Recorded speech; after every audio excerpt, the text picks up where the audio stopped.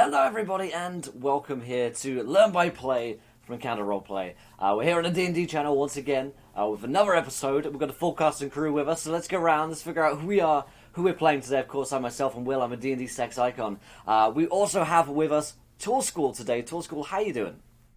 I am doing great. I am looking forward to the fun and excitement as we face a lich. I am playing Miguel Otanava, who is our celestial warlock, Asimar. So he's got all kinds of fun and exciting celestial blood running through him. And I don't know if we can talk our way out of this one. It's probably time to run. So looking forward to it. It's going to be a fun episode. We also have Sid with us today, and Sid in about 50 minutes, it is your birthday. How you feeling? Old. Oh. I'm excited, but I'm kind of sad. I'm just kind of old and sad, but still excited. And we have cake, so I'll be okay. But I'm sorry, I'm annoying everyone by calling myself old. But yeah, I'm playing Farron. Farron Hulling. She is a half-elf fighter. Arcane archer. I'm just, I'm ready. Kill me now before the old age does. Yeah, before age old sets in and finishes you off. Great stuff. We've got Greg with us tonight. Greg, how you doing? Hey, I'm doing well, and I am here. I am playing Zephyr, the Air Genasi Barbarian. We are up against it, ladies and gentlemen, and what better place to be in Learn by Play, a little reinventing the realms. Always be up against it, always be playing. So let's get playing. Let's do it. And we also have Chelsea with us today, Little Red Dot. How you doing, Chelsea? I am awesome. I am great. I am still in spring break, feeling good. Yeah, I'm excited to be here. Tonight I am bringing back our human monk, Rufus Bigby. He's a little bit of a giant human with a big old teddy bear heart. Yeah, and he's just trying to find his way in this cruel, cruel world. Oh, poor Rufus. I'm sure you guys are going to have a good time today because, well, we have some interesting events about to occur in this episode of Learn by Play. But in case you're new to this series, I'll let you guys know that Learn by Play is both an actual play show and a DM tips and advice show as well. I take minutes away from the game to talk you guys through with the help of my Excel, my what do you call them? PowerPoints. That's the one. I'm hip and happening. I think PowerPoint has become so old that I've actually forgotten what it was. But yeah, today we're going to be talking about almost as old as Sydney. We're going to be talking. Kidding. Shut up. We're going to be talking about group dynamics. We're going to talk about introducing new players to the game, session zeros, and I've got a lot on the books today for you guys, so it should be fun. If you guys are new DMs or new players, stick around. You're going to have a fun time. I'll remind you guys as well what happened last time on the show.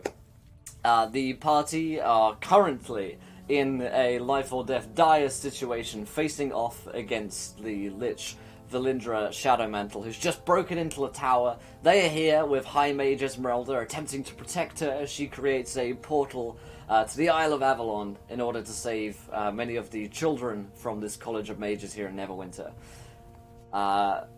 Valindra just burst in. She has with her a horde of essentially zombie monkey lackeys with her. On the party side, outside fighting against them, are the Wardens, a group of paladins led by one Marcus Pontimus, who the party have formed an uneasy alliance with, and they are fighting outside. So we're gonna dive right into things by rolling some initiative. What better way? So Valindra Shadowmantle bursts through the door, a horde of zombie creatures behind her. You guys are in the tower. The runes and wards that High Mage Esmeralda has put up fading away as she bursts open this door with her magic. And we're gonna dive right into things. So, let's see. Miguel, what was your initiative? That's a 20.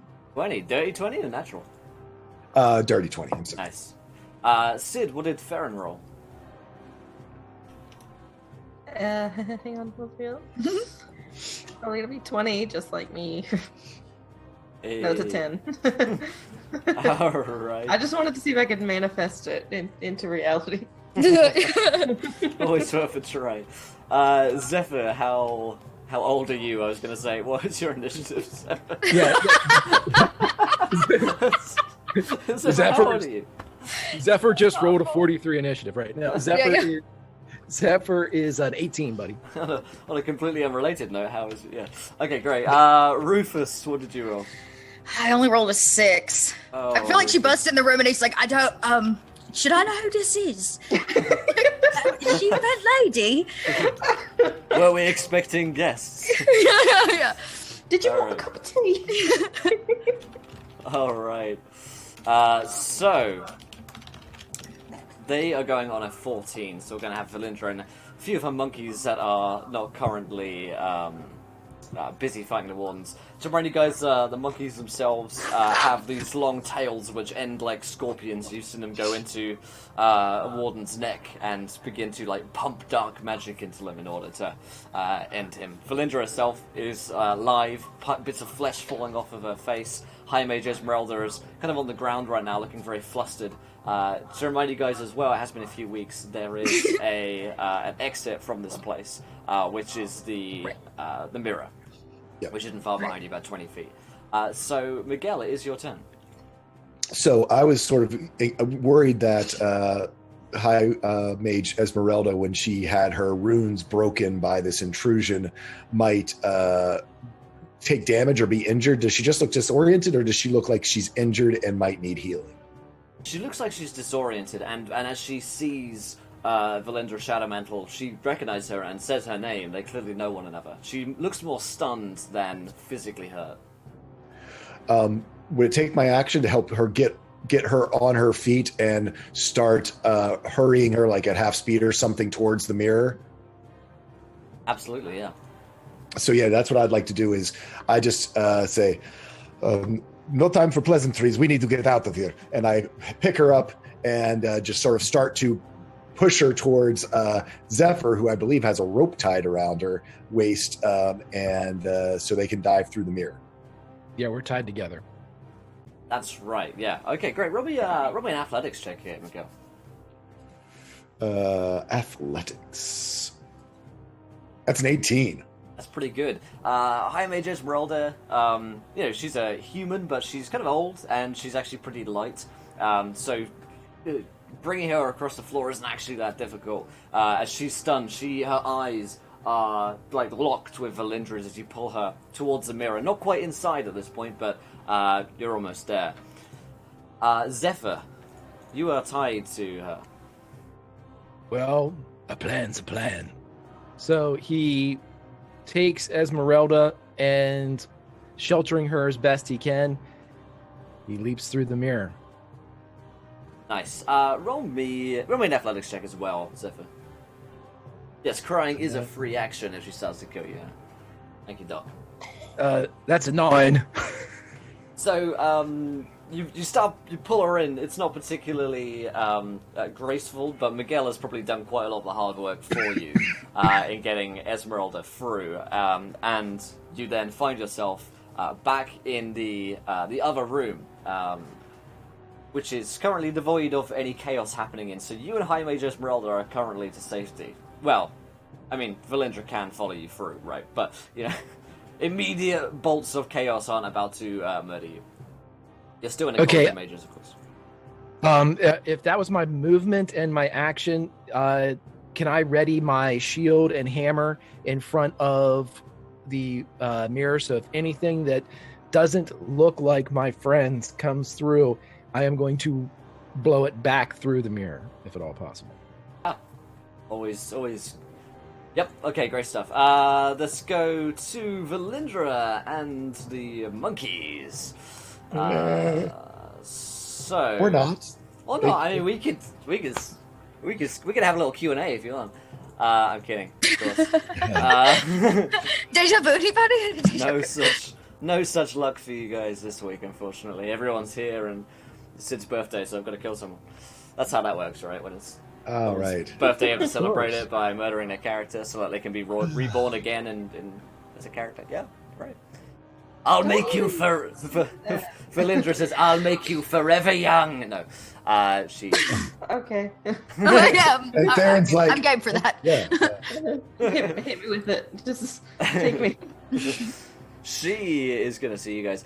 She is most interested in High Mage Esmeralda. Her eyes are also locked with hers, and she doesn't really cast second glances at the group of you guys.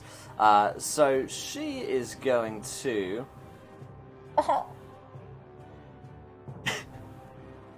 It's all If good. she runs past me, I'm gonna grab her. Sure. She's going to run past you. She's going to go to Lamira, and... Actually, can I try to trip her with my staff? Yeah, sure. I like the sound of this. I want to trip her. Do it. How do? What would you like me to roll? Is that a dexterity? How do I? Yeah, roll me like a grapple check, so opposed athletics will do. Okay.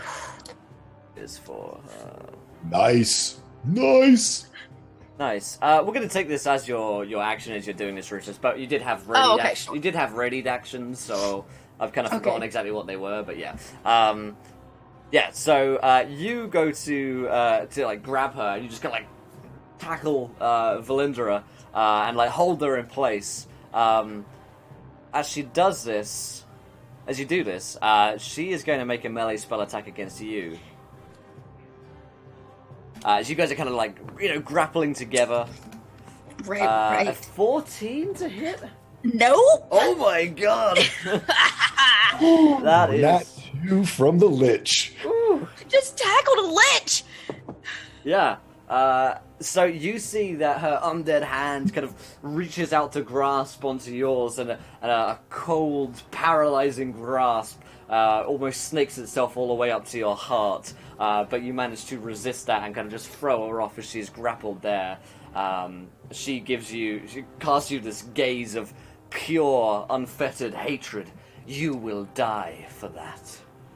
This is now Farron's turn. Also, there are about 5 monkeys have made it into the room at this point. Oh, okay, yeah. Maybe we should do something about those. Stop Maybe. Okay, I'm gonna go for a monkey. I'll set my expectations low.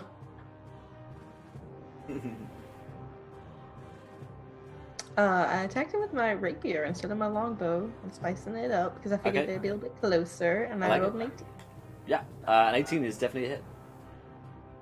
Birthday spice. 8 damage. Nice. Happy birthday to me. I get 8 damage. That's right. You use a happy birthday stab to the monkey, and again, as you hit it pretty damn good with that rapier, and you see its like tail swinging round to come back towards you. Was not happy about that. Farron, would you like to move? Well, if I move, he's gonna take an attack of opportunity, right? Yeah. And I don't want that, so I think I might just stay here Okay. and take what life throws at me. Monkeys, old age. Sure. Take it as it comes. All right. Interesting plays. Gotta stand against the monkeys. Rufus, it is your turn. Your action was to sort of grapple. Valindra, is there anything you'd like to attempt to do here? Am I still on top of her? She's not on the ground. Okay. What you've done is kind of, as she went past you, you've kind of gone back behind her and just put your arms around her. So Oh, almost okay. in Like a- bear hugged her? Yeah, reverse bear hug, kind of come behind her. Is there a window? Yeah, there are plenty of windows around Can here. I throw her out the window? You could definitely try, yeah. I would like to try. I just gotta dump her out of the room. Yeah. Problem solved. Pick her up and dump her out? Okay. That's right. Big sumo hug and Toss I like her, it. toss her right out the window. give her the old belly bounce. Yeah. You can give me an athletics check here. Oh, you guys. Okay, this mental image of this giant, this giant sumo wrestler just bouncing Valindra off his belly and out the damn window. It's priceless. Just Oh, I love it. I love it so much. That's pretty good. I'll give her a roll. She actually doesn't have any bonuses to athletics because she is a, oh, this is killing me. Yeah, you kind of like toss her out from the window and just shatters through the glass as she's sent flying out past several of her monkeys. That is probably going to be your move, and your action to get her out of there. Yeah. No argument there. You hear her kind of, "Aye!" Miguel, it is your turn. So Rufus just bounced her out the window. From here, you know what? I'm going to try to just give cover so that everyone else can make the mirror. Because I figure I'm standing right in front of the mirror because I got Esmeralda there. Yeah. Mm-hmm. So yeah, I'm going to pull the magic stones out of my pocket and going to throw one at the monkey that is harrying Theron, so that maybe that she can get a clean getaway. All right. Does 12 hit? Probably not. 12 is not a hit, unfortunately. Okay, so yeah, just I wing it, but with everything that's going on, and probably Miguel going, my friend, now that is using your belly. And so he distracts himself and doesn't hit the monkey. Nice. So that is your turn, Miguel. Zephyr, it is yours. You're on the other side. You haven't seen or heard anything come through. How is Esmeralda acting? Is she kind of have her wits? She's getting the hell out of here. Yeah, back in that room. We must flee immediately. She will kill everything. I agree, but I have 3 things over there that I'd like to see over here. So untie yourself. We'll be along directly. And he's going to jump back through the mirror to make sure everybody makes it. Yep, she does not question it. She's gone. Can I attack the one that is in melee with Farron to, like, kind of free her so she can run? Farron's not far from the mirror, yeah. Okay, he is going to rage, and he is going to hopefully smack the bejesus. Oh. No, he's not. From the nat 1. Yeah, you kind of like, you jump out of the mirror, you're a bit disoriented from like coming through the magic mirror, and you kind of like swing a little bit too high, take out one of the teapots that Esmeralda's had around, and miss the monkey. Alright. Valindra and the Monkeys, everyone's favorite band, are going through, and she dusts herself off. And there's that image where like the doorway's just empty for a moment. We hear the sound of like clattering around, like pots and pans moving as Valindra's been thrown outside, as she's probably been thrown into the dustbin, and she like steps back into the doorway. This time she's got like a bit of like banana peel on her from where she's been in the trash can, and she looks straight at Rufus. You. Rufus, do you have 150 hit points or fewer? Oh no. Yeah, of course I do. Well, please tell me why. Just please enlighten me. It's a completely unrelated question. Sure. You're just glad that I didn't say 100 hit points. So she speaks a word of power, Kalash, and your mind is overwhelmed by that of Valindra Shadowmantles. You are dumbfounded, you're stunned, because you have 150 hit points or fewer. She casts Power Word Stun upon you. Each of your turn, you may make a Constitution saving throw to save against it, but you are not moving anywhere. And she kind of like throws it at you and looks at you and says, "I'll deal with you later," and starts moving back towards the mirror. Do I get that con save now or later, friend? The end of each of your turns. Okay, thank you. A couple of the monkeys are going to come in for a few attacks. There's one on Farron on a 14. Yeah. That on? Okay. Yeah. You take 3 points of damage. You can roll me a Constitution saving throw, I believe. Oh no, this is the stinger? Yeah. 17. That is a save. Yay. The thing can't quite pump the black necrotic magic into your neck fast enough, and you kind of manage to pull it out. One of them is going to go in on Zephyr for an 18 to hit Zephyr. I'm afraid that does not hit. Nice. And the other one's going to jump on you for a 16, which is a miss. One's going to jump onto Miguel for a 15. Mage armor for the win. Nice. And one's going to attack Rufus while he's stunned for a 10. Has advantage, but isn't going to do it. Gods are on my side. Yeah. Whew, dice. That takes it to Farron's turn. Farron, you're very close. 20. You're a move action away from the mirror at this point. Yeah. Yeah. Okay. I guess like. I guess You will like, take an attack of opportunity. Run. Unless you disengage. Disengage. Yeah, I can disengage. I'll do Okay. that. And then run for my life to Yeah. the mirror. You disengage, you jump through the mirror, you catch the sight of High Mage Esmeralda moving away just out of the room. That is your turn. Rufus, you can make a Constitution saving throw. Oh, rock and roll, there it is. Yeah, you managed to break free of a very high DC spell save. Hey, so do I come out of the bond or just like consciousness? Like, what's my status, like my state here? You're no longer stunned, however, it's the end of your turn, so you don't, you're not able to take an action yet. Sure. Can I say something? Sure. Rufus is he like breaks free and snots a little bit, and he says, "You can't have me. I don't belong to you. The gods are on my side today." All right.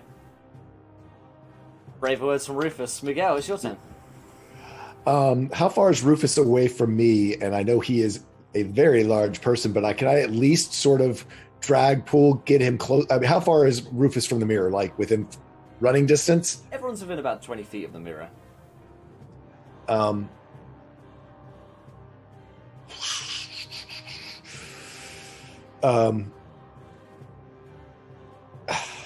And you haven't taken any damage. I'm going to throw a. Are any monkeys in melee with me? One of them, yes. Okay, so that changes a little bit what I can do because I don't want to have disadvantage. So the one that's in melee, I'm going to go ahead and dagger. 23. That'll do it. So that's 7 piercing.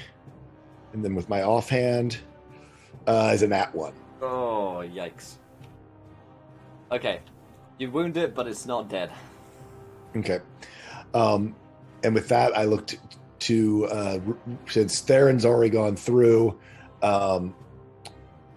we've got Zephyr here. Rufus just spoke, so I heard that he is able to move. I just yell, "It's time to run, my friends. Let's get out of here." And I go through the mirror. All right. Attack of opportunity is a 11. Mage armor! Nice. Ah! OP. Very cool. All right, that takes it to Zephyr. Your turn.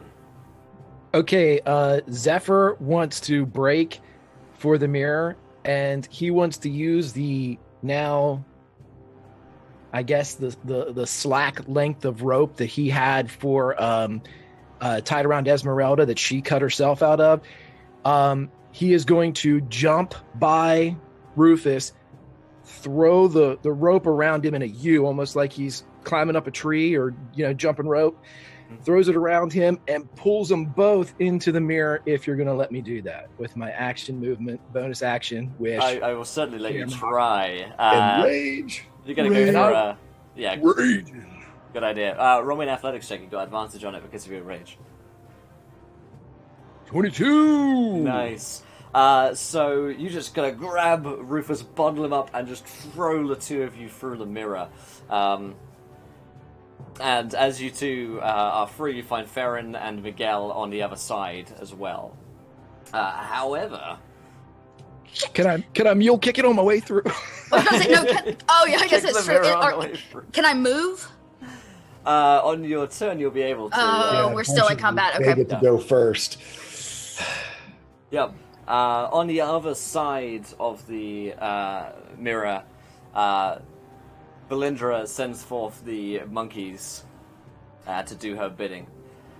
Find them, kill them, and they go follow her commands of yips and howls, and 3 of them jump through and are going to be able to take attacks on Rufus and Zephyr as they're in this room.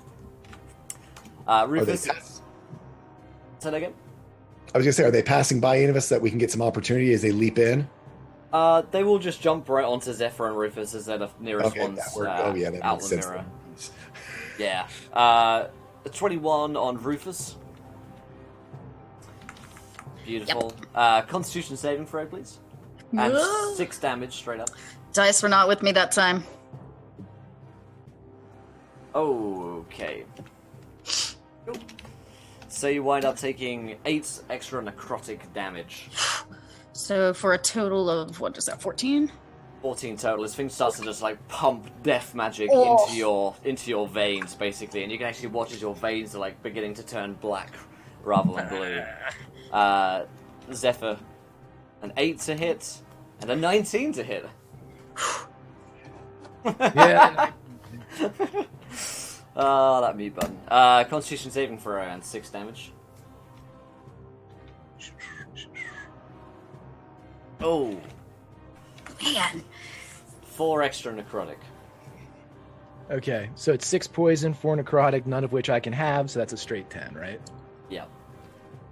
So, our good friend Valindra on the other side stays back as her monkeys do her command. And of course, off camera, as far as what the players can see, she starts making herself familiar with High Mage Esmeralda's rooms, any books that she has lying around, all of her equipment and tomes.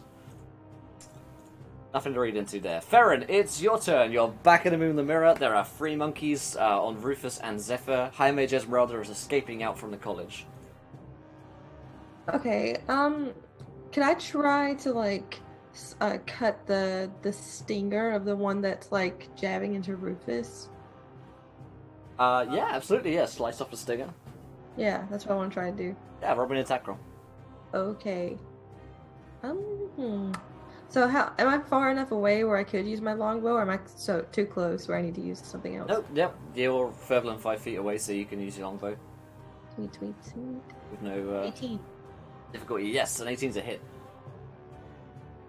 7 damage. Nice, this one has been wounded already by Miguel, so the arrow kind of slices through the stinger, which actually ends up killing and severing the life from the monkey as well. Yes. Weirdly enough, the stinger is actually still in Rufus. It's been severed from the monkey, but it's not pumping any more black magic into him. Would you like to... Yeah, would you like to move? Well, where are we trying to get to now? Like, we've already got through the mirror. Out. Probably away. Yeah, okay. I guess I'll move away then. Alright.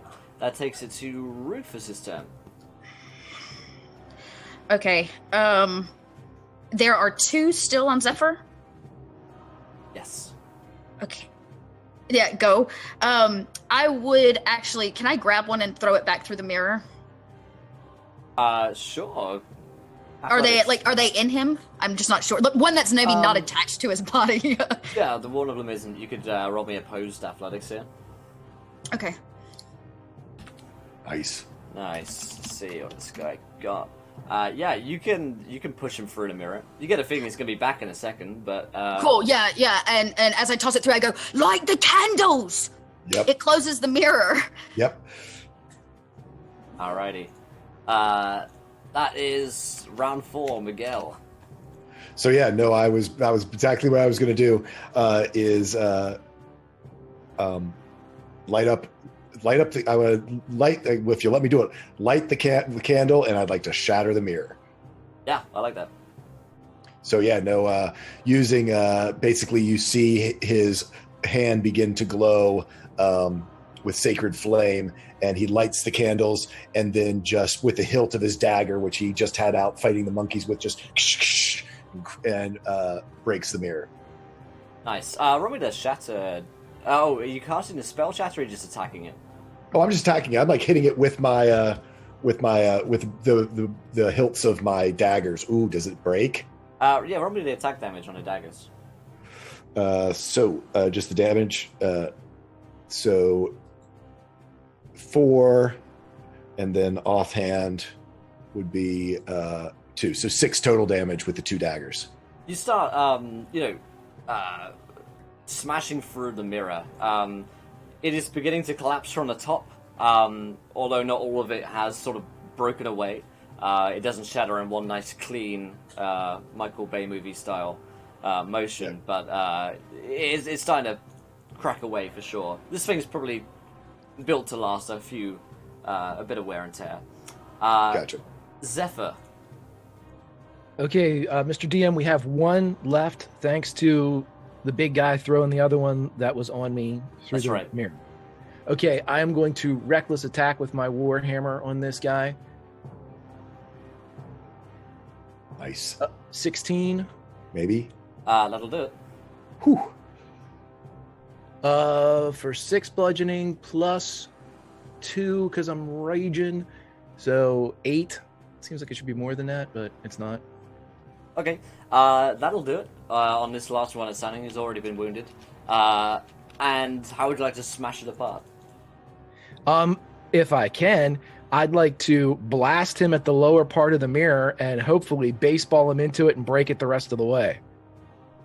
Golf All right. swing. Yeah, Well, you happy smash game it through. action. It's definitely doing more damage to this mirror. This thing is magical, so it is built to withstand people like bumping into it, smacking into it. So it doesn't crack or smash, but he does go right through it, his corpse being sent all the way back. There is...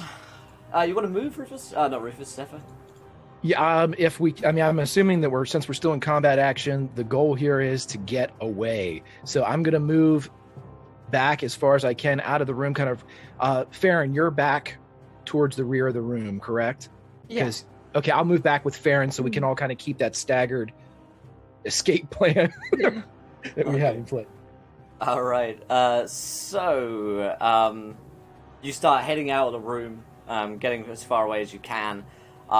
You see a undead hand reach through the mirror, through the cracked glass. The mirror is like collapsing down around it as you've smacked the creature into it, and it's beginning to fall down. A hand reaches through, and everybody can roll me a Constitution saving throw.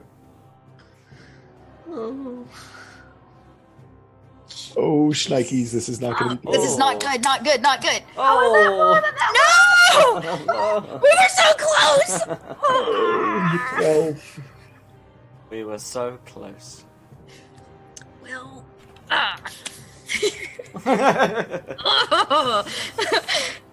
oh my gosh. 21 or half as much if you save. The only person to save, however, is Zephyr. The hand reaches through, and each of you feel the life force from your bodies being like ripped out from you and being drawn towards this hand. And as the mirror collapses down around you, the barrier is cut, the hand disappears, and Valindra is gone along with the rest of her monkeys, leaving you alive? Question mark? That was exactly how much 1. to get me to 0. I have Oh. 1. Baron I'm is at down. 0. Baron's Nice. down. Alrighty. Yeah, Miguel is down. Shit. Oh, Zephyr, are you still standing? I'm still up. That was 21 hit points of damage, half down to 11 or 10 for me, Will. Yep. 11 or 10. Is Oh, that- it's going to matter. It makes a difference. It's 10. Okay. Is now what kind of, that was obviously necrotic magic, which I can't have again. So yeah, Zephyr's up. Oh, okay. All right. I am like I have to go down on one knee. Rufus goes down on a knee and takes a minute to breathe. Take a knee, big guy. Yeah. so I'm not sure how this works. This is like a technical question Yeah, because shoot. I've never used it before. But so as a fighter, I've got second wind, which means as on a bonus action, I can regain points equal to 1d10 plus my fighter level. Can I do that if I'm down, or do I have to be like up? No, you can't, because unfortunately you're unconscious, so you can't take actions or bonus actions. If you were to be revived, even up to 1 HP, you could spend a bonus action and then heal up. Yeah. It's sort of a taking a moment to heal up and take a breath. I would like to do somebody please help me. Okay, all right. Everybody has healing potions on them. Yeah, I've got a healing potion. And I've got a stale healing potion that's on Miguel's belt. Okay, perfect. Rufus, after taking a moment to catch his breath, runs over to them and will start pouring the healing potions they have on them just down their throats. Oh yeah, Zephyr's gonna help too. Both of you guys are down. Miguel Yeah. and Yep. okay, yeah, you take Farron. I'll take Yeah, Miguel. I run over to Farron, yeah. Yeah. So 2d4 plus 2, right? Yep, 2d4 plus 2 are the healing potions you guys have, I believe. Yeah, they're just little ones. So that's 7 for Miguel. Zephyr slaps Miguel on the cheeks, on his face, and says, "Welcome back, Peacock." Yeah, I don't even put her on her feet. I just pick her up. I'm like, are you all right? She's like, Rufus, is that you? Yes, I think I still got the monkey tail in my neck. Can you get that for me? Yeah, give me a second. It is flapping quite limply. And she'll as her eyes kind of refocus, she's like, yeah, just and she'll give you the end of her skirt or something. Down on this. Oh, it pulls it out. free.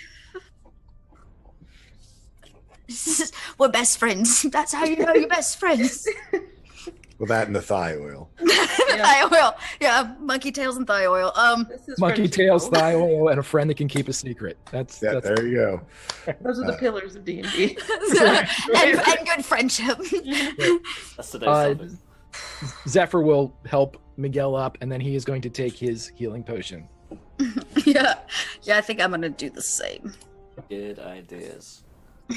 Man, those went You, fast, didn't they? as you guys are healing, you hear fast footsteps going back the way you came, and you will notice High Mage Esmeralda running in quite desperately back into the room.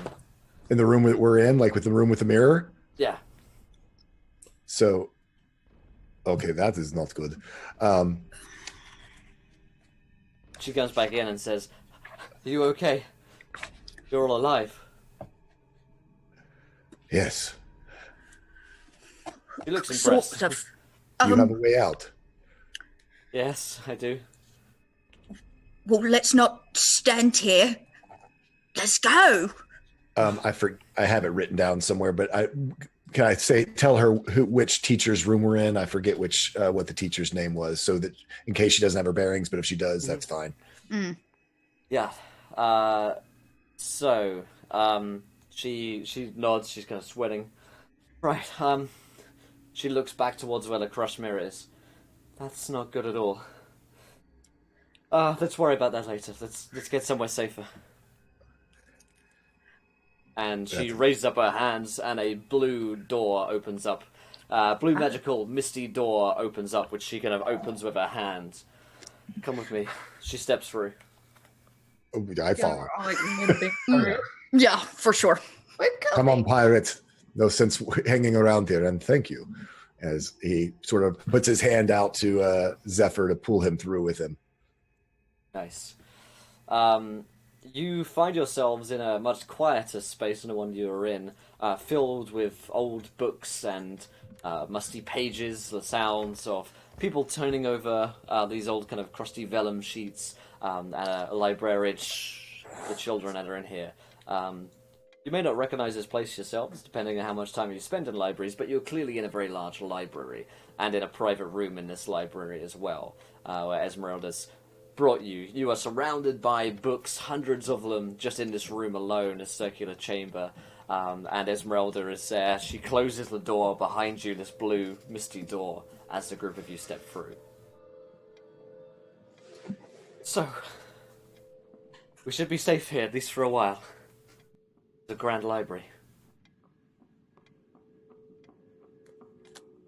Rufus, are you okay? I've never seen so many books. People read all these books. This is just my own collection that I've been storing here for a while, but there are more here. Are you okay? We came back to save you, but it looks like you saved us. Well, I've failed in my mission. But I'm alive, as are all of us, it would seem.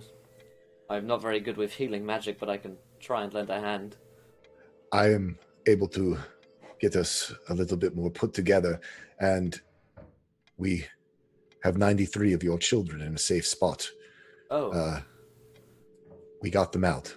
Oh. However, several of the teachers are still the prisoners of Marcus Pontimus. I see. Right, well, our most pressing concern was the safety of the children. I was trying to get them to Avalon, the safe dimension where mages can hide. It's a castle of refuge for us, but it seems as though I was too slow, or Valindra is too fast in getting to us.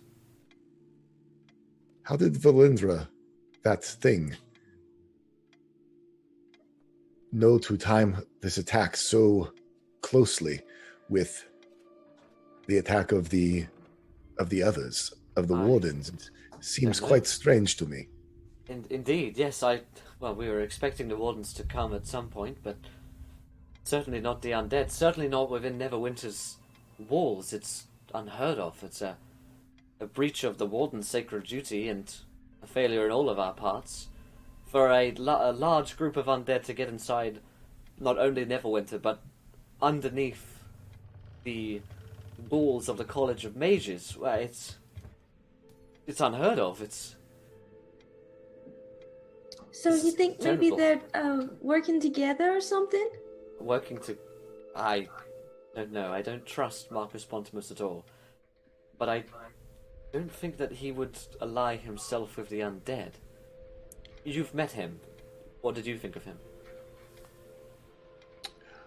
Well, he's quite handsome, but he seems to be a bit of a prick. I will say, though, when we came through the swords, we found a very interesting hidden tunnel that had been burrowed through, potentially from outside the walls. And then perhaps Valindra and her minions made it up through the swords just as we did. Pontimus is a man of singular purpose. He can't be reasoned with. He's a zealot. No, but he was honest and nice to us when we needed him to be. And he kept his promise that he would attack and distract while we did our jobs. It was in his best interests. I don't care. He did do it, though. He seems like an honest man in my book. Yes. Well, I got a similar impression of him. He may be a prick, as you say, but I think he might be a well-intentioned one, at least. He does hate the undead. The wardens did save Neverwinter, despite their hatred of all other magics. I cannot deny them that they have succeeded in defending us, at least until now. Is there anyone else involved that would have known about the wardens attacking? Maybe another person or group that might... Yes, there is one other. Fidget, the gnome, who was our original source of distraction. We'd informed him that was why he threw the party as perhaps a way for us to escape. So, there's one other who also knew. Okay. Didn't our bartender know? Yes. Good old Mutt. Well-intentioned, naive to the point that someone could have asked, and he probably would have told them. He also, remember, shady. He does shady. He sells drugs in alleyways. I'm not saying he hasn't been nice to us. I'm just saying he also knew. We can't rule him out. He was also with us, though. Mutt is also very nice, or appears to be. If someone asked him what's going on this evening, he probably told them everything, just to make them feel included. This is true. Sweet Mutt. Well-intentioned, but perhaps naive, yes. or this fidget character, if he is less than trustworthy, perhaps so. My friend Sergeant Tasker has told me that there is a movement among the guard force of Tabaxi working for the Zentarim. They have been seen with undead marks on them, perhaps not unlike those of the monkeys that we saw back there. Perhaps it is true that the Zentarim are working with the undead. That perhaps would make more sense in a way. The Zentarim are well connected. They have smuggler tunnels all over the city, in and out. Mutt has Mutt's hole. Well, yes. That is interesting, yes. The Zentharim were trying to recruit me all the way back on... I know the name of it. Chult. Chult, thank you. Port Nyanzaru, yeah. So, see, Sydney, age. This is what rage really looks like when you can't even remember the name of just the last campaign you played. Yes, all the way back on Chultan, Port Nyanzaru. A Tabaxi was trying to recruit me. She is part of the Zentharim, and yes, we encountered those marks that you speak of. They aren't just a tattoo. This has a serpent that lives under the skin. I see. The tattoo. What I'm perhaps most concerned with is why Valindra Shadowmantle decided to attack, perhaps more so than how or who she's working with. Yes. Yes, Marcus Pontimus had a theory on that. He had said that he knew or had information or suspected that this Avalon that you were opening your portal to was either corrupted or could become corrupted to then invade Imperial Plane. She looks like very stressed when you say that, and she kind of runs a hand across her forehead. Avalon is a pocket dimension. I don't know how old it is, but it must be millennia old. The dimensions are in some ways connected. The castle of Avalon, it holds all of the mage's knowledge, collected works across thousands, millennia years. All the Harpers, we store information there. It's a safer place than hiding it in these libraries. Most of these books here are, well, normal books, history books and the like. We hide our most precious tomes of knowledge in Avalon. It is possible that Valindra Shadowmantle wishes to access that in order to bring about some new scourge of undead. Yes, that is quite possible. It looks like she's coming to a realization herself. Well, there's no way she could have gotten any of that information from your office, right? Because she was definitely in there for a long time by herself. Her face falls. I may have been a little less than honest with you all when I said that the knowledge to get to Avalon was only stored in my mind. Ooh, no. Oh, no. And there's no chance that you grabbed it before you walked out, is there? There are wards up in place that should stop her for a while. You sound very convinced. So we just beat her there. She's already there. Rufus. Just where we left. Are we sure she's already there? We could go and get the stuff and bring it out. Not Avalon, her office, where we just left. Yes, but the important stuff is just getting you to Avalon, right? The stuff in your office just gets you to Avalon. If we get to Avalon first, yeah, there's a thought. the don't know why stuff. suddenly I'm German. Take the stuffs and then we lock the door behind us. Is that possible? Can the knowledge of Avalon be moved? It can be defended. Think of it like any other castle, except magical defenses, barriers, almost impenetrable unless you have access to it. If we could get there before her, perhaps we could take the children as well for safety. Me and yourselves and the other mages there, we we could stand a chance of defending it, but they have to know that she's coming. If they don't know that she's coming, well, the defenses might not be ready.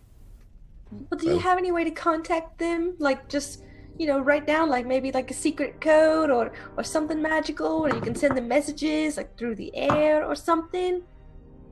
The fastest way would just be to go there. Well, shall we?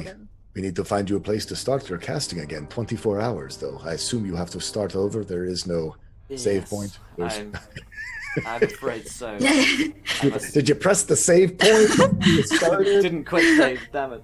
Oh, hey, and happy birthday, Sid. Happy birthday! You did it! Hey. Oh my god, is that a wrinkle?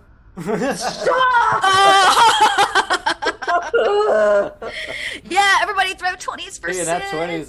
20s for Sid. 20s for Sid. It's the last year that my age is on the dice. Aww. Oh. It's kind of sad. Just gotta start rolling D100s. Thank you guys for all the birthday things. That's so nice. Thank you. Oh. Thank you. So, yeah, she says, if you have do you have a safe location? Where are you holding the children? On a boat. On a boat, that could be good. If there's space on the boat for me to cast a spell, then I could do it there. Do you think everybody will be suspicious? Can you do it in the bottom of the boat? I don't have... Yes, I can do it in any room. Rufus... I don't know how this works. I just... That would be certainly unexpected for you to be on a pirate ship casting this spell to Avalon. Can I just say, can we have a Peter Pan moment? Really, can we fly the boat to Avalon? The little kid in me just got all little kid. You just made me feel like I'm singing. She says, "Sorry, personal request. I go back. That would be quite prudent. I doubt many would be looking for magic users in a pirate ship in the docks. Perhaps that would be our best course of action. The kids are already there as well, and they are not bad when it comes to minor defense." Yes. We could even take the boat out. You read my mind, you beautiful blue man. Thank you, big man. But yeah, we could take it out. I sort of elbow Rufus. Is he not? He is. Well, just so beautiful. We're strapping. Yeah, I agree. We could pull it out offshore. Yeah, we'll take it out. Technically, I'm not supposed to, but we can take it out. Big question mark to our DM. no, it sounds technically. My mother told me not to. Esmeralda says, I think it's a safer location than on the docks. From what I hear. There's pirates about. Yeah, here be pirates. If you give me a... I look wonderful in an eye patch. I'm just saying. If you give me a description of the boat, I can probably take us there, or at least close enough. Tempest Beloved. The most beautiful boat to ever sail the seas. She's brown, gold maroon trim. Has a high deck with a crow's nest that can see the stars. She was the flagship of the Pirate Queen, Taryn Harper. My mother.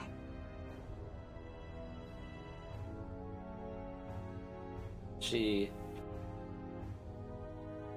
Okay. She closes her eyes as she sort of pictures the scene. And a few moments later, casts her hands out again, and another blue door opens up, from which you can hear the sound of the water and the familiar salty smell of the sea. She looks tired at this point now. I'm with her. We should get to rest when we get there. Yes. After you, Mr. Zephyr. He walks in. Find yourself Yeah, as you guys follow her through, she comes through and closes the door behind her. A couple of people on the docks give you a bit of an odd look. As you are basically on the beach just before Tempest Beloved, and you see that same boat that Zephyr described in front of you. There are some of the children are running above deck at this point. And it's getting towards dawn. There it is. So we're casting off then. Can I just do a perception check to see if anyone took notice of us stepping out of nowhere, knowing that they're not big fans of magic down here on the docks? Sure. That's a 19. Yeah, a couple of the guys that you actually kind of recognize them from the group of louts from a couple of nights before who really hated magic. You definitely notice them giving a look between the two of them. And then they notice that it's High Mage Esmeralda. They look surprised. She glances at them and shoots them quite a withering glare. And the two of them sort of, duck their heads down and start to walk away. It looks like maybe well, I don't like magic. It's like, this is probably the most powerful person that I could try and pick a fight with. Maybe these are probably the kind of guys that pick fights with the street magicians on the corner. The woman with the magic orb, not High Mage Esmeralda of the College of Neverwinter. Totally did not give the McGonagall patented stare. That's it, yeah. Not McGonagall, but yeah. Yeah, totally not. McGonagall. Should we? We should probably set sail before everybody wakes up. You said it's dawn? Yeah, it's about to be dawn. People are starting to wake up. We should move. We have the tide. I'm more interested in getting out before people sees us. Yeah, we didn't really have a good experience here last time. They seem to really hate all of us. So and really great performances, if I remember correctly. Oh yes, wonderful true. performances. I look to. You'll have to tell us what to do. We're not the most experienced crew, but I'm sure you can point us in the right direction. And I do know how to tie knots and know my way around the ropes. I'm sure. Zephyr will jump, go up the gangplank, and as soon as he hits, you said that there were several of the kids were running around the deck, kind of. Yeah. As soon as he hits, and this one's for you, Tall, he lands down, and using his bad reputation, pirate heritage, he commands their presence as he stands up on two of the water barrels that are casked and caked on the top of the deck, and he looks at the boys and the girls that are the students that are there, and he says, "All right. From this day forward, you're all pirates. Well, you're lost boys. You're lost girls. Get to the ropes." and he points to a couple of them, and as they split off, he gives them very, very singular tasks to pull up different ropes as he starts casting off of the main lines that are anchored to the dock, and unhitches the Tempest Beloved so she begins to push away from the dock. Nice. You see, using disguise self at will, I add a patch to my already outlandish outfit. So I have, and it is not, it's purple. It is a purple eye patch. Nice. Like this big royal purple eye patch.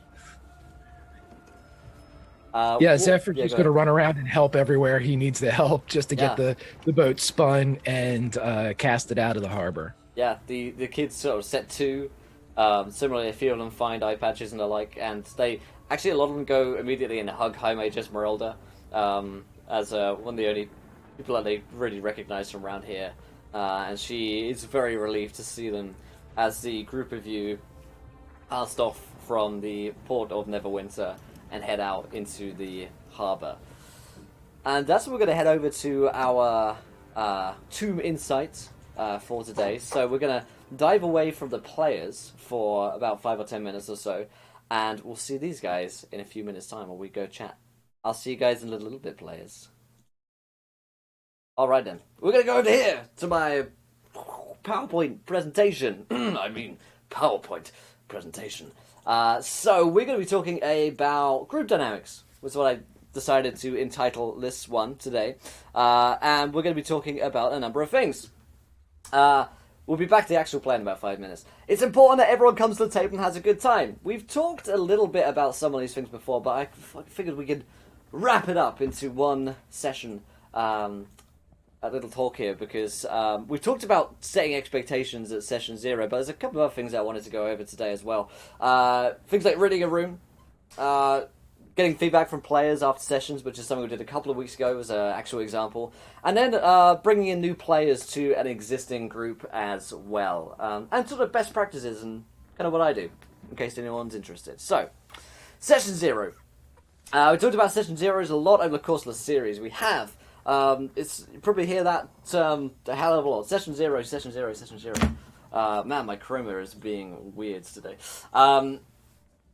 Yes, there's a good chance, aside from all the other things that we talked about, aside from the fact that you can get a chance to talk about how much combat you like, about what character you're going to be playing, about your character backstories, it's also a chance to talk about what kind of experience other players looking for. Are you looking for a heavily RP experience? Are you looking for a relaxed, fun experience? Or is it going to be, a serious sort of game? Are you a newer experienced player? That's a question I ask a lot of people that I'm new to playing with, because it's a really, really useful to know as a dungeon master how much work you might need to put into just, one-on-one player stuff.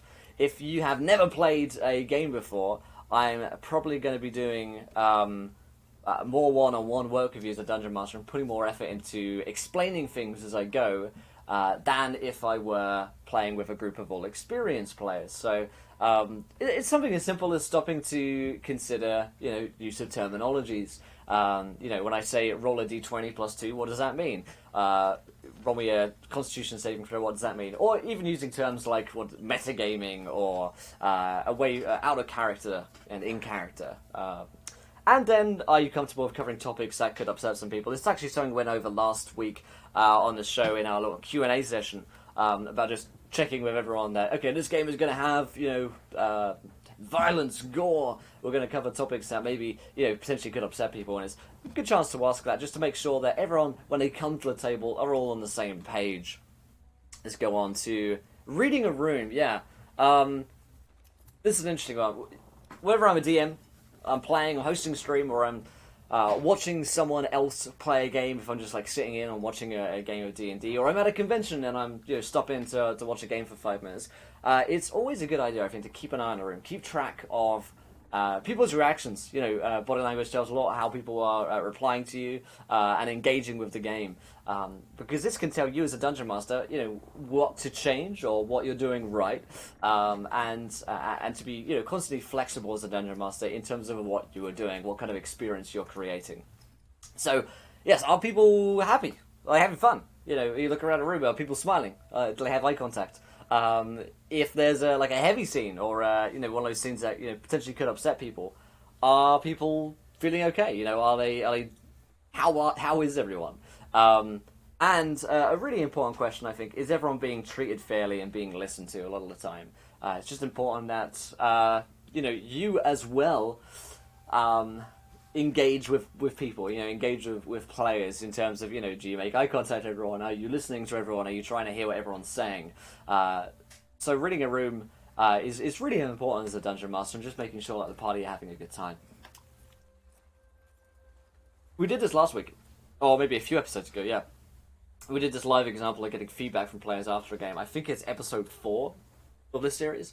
If you go back, and we actually sat down and we talked about we talked about, okay, what did you guys enjoy about this game? What didn't you enjoy about this game? What could we do better? What was one aspect that you particularly enjoyed? What was one aspect that you found that you'd like to do again? Or maybe you wouldn't want to do again?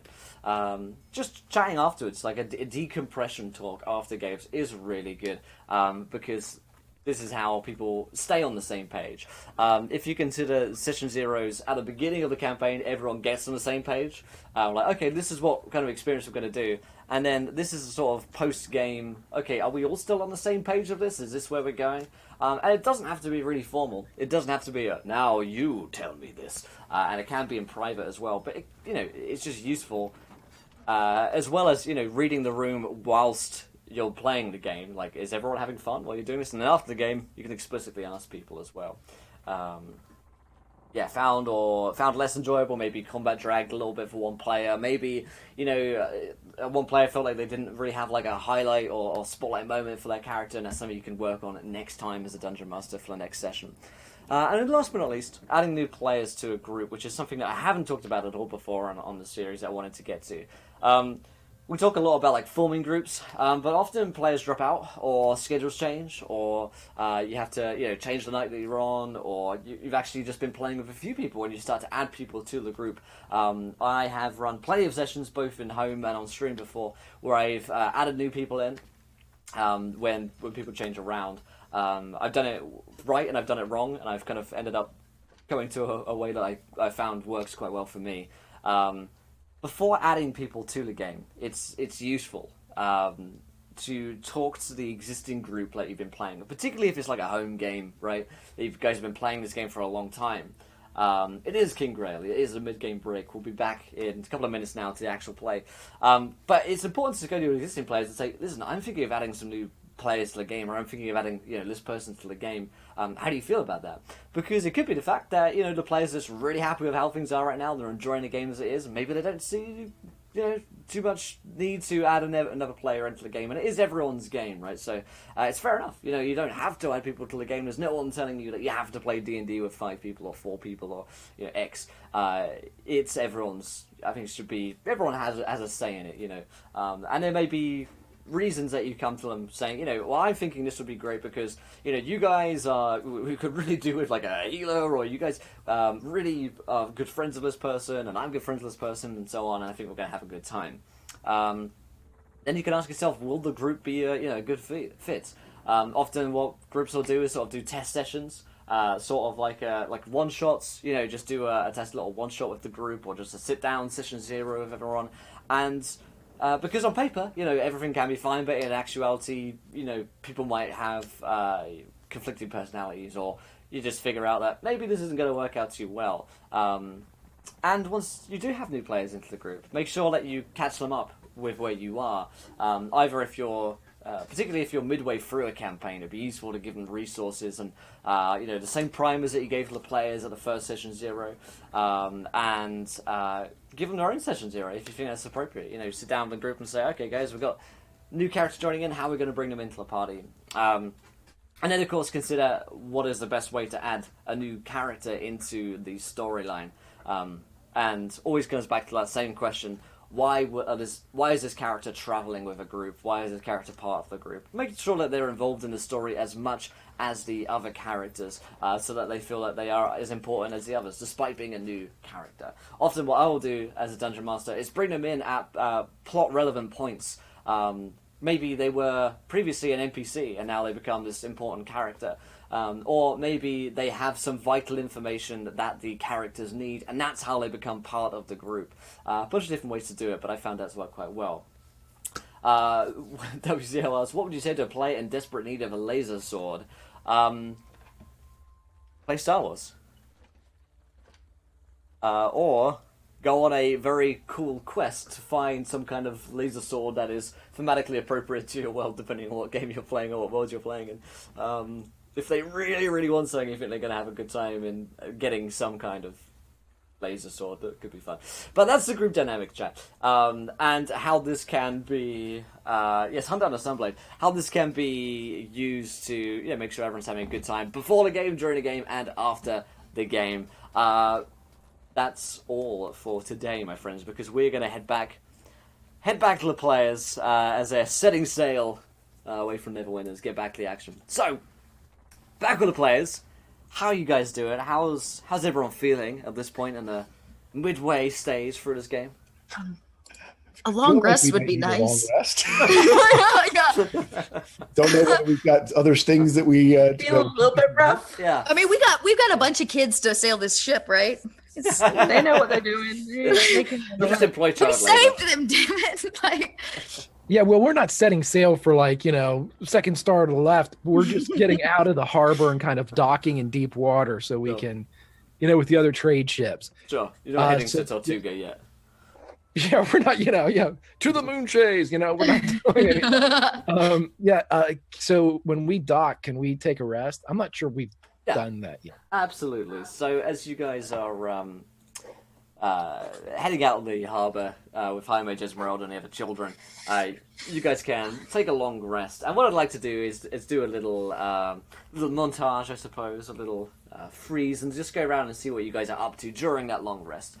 Which could involve just sleeping, or maybe you're doing something with the kids, working on some kind of project, or magic stuff, or maybe you're talking to High Mage Esmeralda.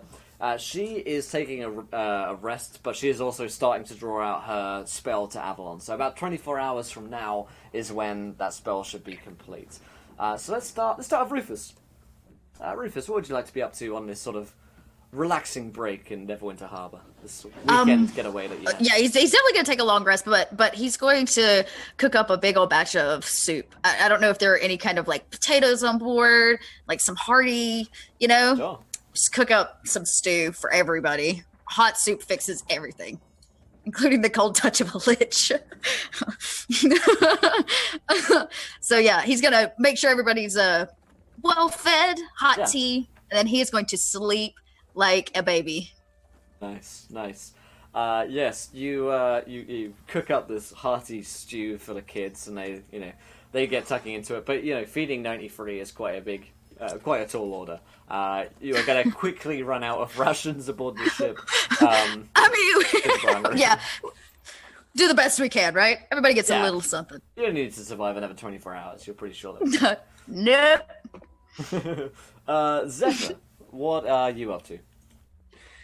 Zephyr, as soon as he would take his rest, or as soon as the ship was at least deep water docked with the other trade vessels awaiting a berth, he would take his rest, and then he would ascend to the crow's nest, where he would be watching back towards Neverwinter, but maybe 2/3 looking back toward shore, and the other third casting his gaze out into the open sea, not necessarily looking for anything or expecting to see anything, perhaps, but he keeps looking in that direction nonetheless. All right, very nice. Farron, what would you like to get up to? I would like Farron to be a little bit inspired by Miguel's fashion change with his eye patch, and just I imagine her being like, "I want one too," and using prestidigitation maybe to kind of craft her own. And This works perfectly with what I was about to do. So yes. Oh, really? Yeah. I picture a montage of her watching these kids be super in tune with it and picking up things really quickly, and she's trying to learn how to tie knots and raise the sail and marching around very confidently, just having fun, almost role playing on this ship as this epic pirate princess. Nice. And Miguel. So as we talked back when I created my character, I took as my tool a modified disguise kit, which is actually my ceremonial paints for my religious ceremonies back from Azteca, which involves lots of bright colors, feathers, all that type of stuff. So I basically, Miguel is basically having arts and crafts with all the kids, making them, getting them their pirate paint and putting them, putting feathers in their hair and making them all, whatever designs that they want. I just sort of call them over. I actually have it so I can roll it. So I'm going to roll it just to see how he does. Nice. He nat ones it. So, as far as, as I'd say it's probably not his best work, but, as far as for ceremonial purposes, it's not great. For making these kids pirates, it's perfect. I think the kids, he probably mistakenly thought everyone had skill in this and gave him his brushes and stuff so they could do it themselves. Yeah. And so as kids went at it, you've got a couple where he put some really detailed, beautiful lines, and then the kids who just went Yeah. and that type of thing. So it is, the perfect Nat One-ing of ceremonial pirate paint and, strung together little pieces of fabric for eye patches and all that type of stuff. So nice. They look like a very I'll be participating in this class. This arts and crafts class. Nice. You will see that a little rowboat is actually pulling up towards you after a few hours, after you guys have had a long rest, with a couple of figures aboard it. And as it pulls up, you recognize the face of Draven, the Master of Illusions from the College of Mages. He and his butler pull themselves up to the ship, and Draven kind of straightens himself out. It's good to see all of you again. High Mage Esmeralda alerted me that I was needed. You won't mind if we check on that before we let you aboard? Fine. It's for the kids' safety and all that. Yes, of course. The children. Everything for the children. Yeah, Zephyr will... Oh, she's engaged in the spell, though, isn't she? Yes. She is. Can I step over to Zephyr and I whisper kind of in his ear, I'm like, did he know, too, that we was going in? He knew that we came out. He knew that we were there for Esmeralda. We got out through his tunnel, out to his apartments in the street. He knew we were bringing the children here, so... He did. Zephyr immediately starts looking back towards the docks. Is there any type of movement around there? Like a gathering or perhaps additional ships being launched? You can roll me a perception check. Sure. 19. Yeah, it looks like there is a small group which is growing a little bit. You don't know the ships themselves from this distance, but you can tell that they are setting out in some kind of concerted effort. Maybe like 4 or 5 ships are looking ready to, like the sails are down. They are coming in this direction. What have you done, Draven? Be done. I don't know what you mean. I point back towards the ships that are coming. You either brought them here or you led them here. How? He looks over and you can roll me an insight check. You're suspecting this guy. I assist, so he has advantage. I might have missed. If I did, that's fine. Yeah, go ahead. Sorry. I was just going to say I was going to assist to give him advantage. Nice. 19. Yeah, you can tell that he's lying. So who's it, Draven? Who'd you sell the kids out to? The wardens? Or to the lich? Either way. And he pushes him in the water. Yeah, you toss it. I'm going to make you roll. You toss him back down into the water with a splash. He lands down it. And the kind of butler kind of pulls him up as they start to row away like those two guys in the first Pirates movie. Oh wait, what we're gonna do is as soon as the butler's helping him out of the rowboat, Zephyr goes over, picks up a huge. It's not a cannonball because they don't have cannons, but it's a huge bearing that is used in one of the catapults on the aft side, and he pulls it over and just leans over the side and drops it into the boat. Rufus is gonna help him to make sure we nail it. Yeah. Do it. Maybe you get advantage. Yeah, roll me roll an athletics to heave and throw that down. Take the. Oh, another nice. Nice. Yeah, the boat just kind of crunches through from this heavy barrel going through it, and Draven and the butler are left floundering in the water. The boats are coming. You do recognize them as they're getting closer now to be boats under the command of Zarin, the pirate, who struck up a kind of uneasy accord with you. You do know, however, that if there was enough coin, Zarin would kill anyone.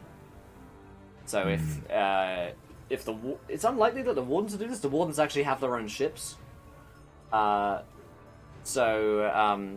not flying under any Warden colours. So perhaps that would mean or indicate that perhaps the Lich has been the one to get to Zarin here. Either Or way, they are the coming. Zentherim, right? The Zentherim, Zentherim's got plenty of money, right? Very true, and Zarin also made it clear that he had strong connections with the Zentherim. How fast is this here boat? We gotta put to sail. We have everything down. We've got to cast out. They'll be on us before we can get up to speed. Unless he looks over at Miguel. Do you have anything that can blow? I feel like Farron comes down like it's like, guys, did you see we're probably being followed? Like she like swings down from a rope. She's been like not involved in the conversation at all. She's been like pirating, and she comes down and she's like, just wanted to let everybody know, if you haven't noticed over there, I've been keeping watch, and things are not looking very good. And I truly don't know, Will. Thaumaturgy, the like wind that can blow open windows, isn't enough to push a boat, is it? Not one of this size. Maybe the rowboat that Draven had. What about 93 thaumaturgies? That might do something. Oh, shit. You beautiful blue man. Everybody get on deck. Get the kids on deck. Get them pointed towards the main. We don't have time for anything else. All kids on deck. Yeah. Zephyr's going to lower the mainsail. And he looks over at Farron and he says, Milady pirate, could you help me? Yes, I could. Okay. So she's like, at first is like being really gentle, and she's like, everyone, if you can, if you're not busy, and like people are just like, I imagine the kids are like still running around and playing and everything. She's like, Oh yeah. excuse me. Like stop. In shock. Hello.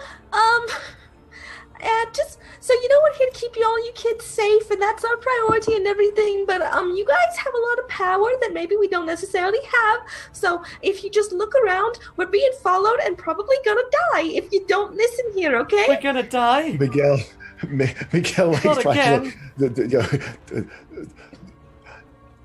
we're going to have a fun group activity. And if you don't do well, yes, you will die. He just looks at there, just like, what are you doing? The kid's He's face like, this is full. pirate talk. Raise your hands if you can make wind come out your hands. Raise them up high. Ladies, older kids. All the kids raise their hands. I want you to aim it right at them their sails, and I want you to give it all you got. All the wind you can bring out of your little tiny children palms. Go! On the count of three. We're One, gonna from die. about 25 feet away, you hear Zephyr yell, "No, wait!" And he's like furiously lowering the sails. wait. It's Zephyr, he's here, this pirate. He'll tell you when to Yes, go.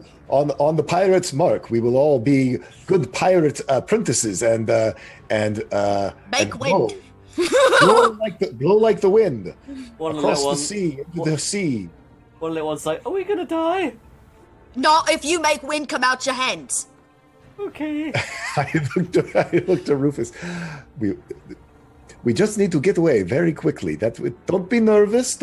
Stay calm. Just everyone use their pirate patches that I gave you. It will give you extra calmness. They'll pop them on. Count us down, Zephyr. Well, wait. Zephyr swings from one side of the main all the way out over the water to the other side of the boat as he just cuts one of the he picks up one of the cutlasses and just cuts one of the restraint lines as the other side of the main just drops down.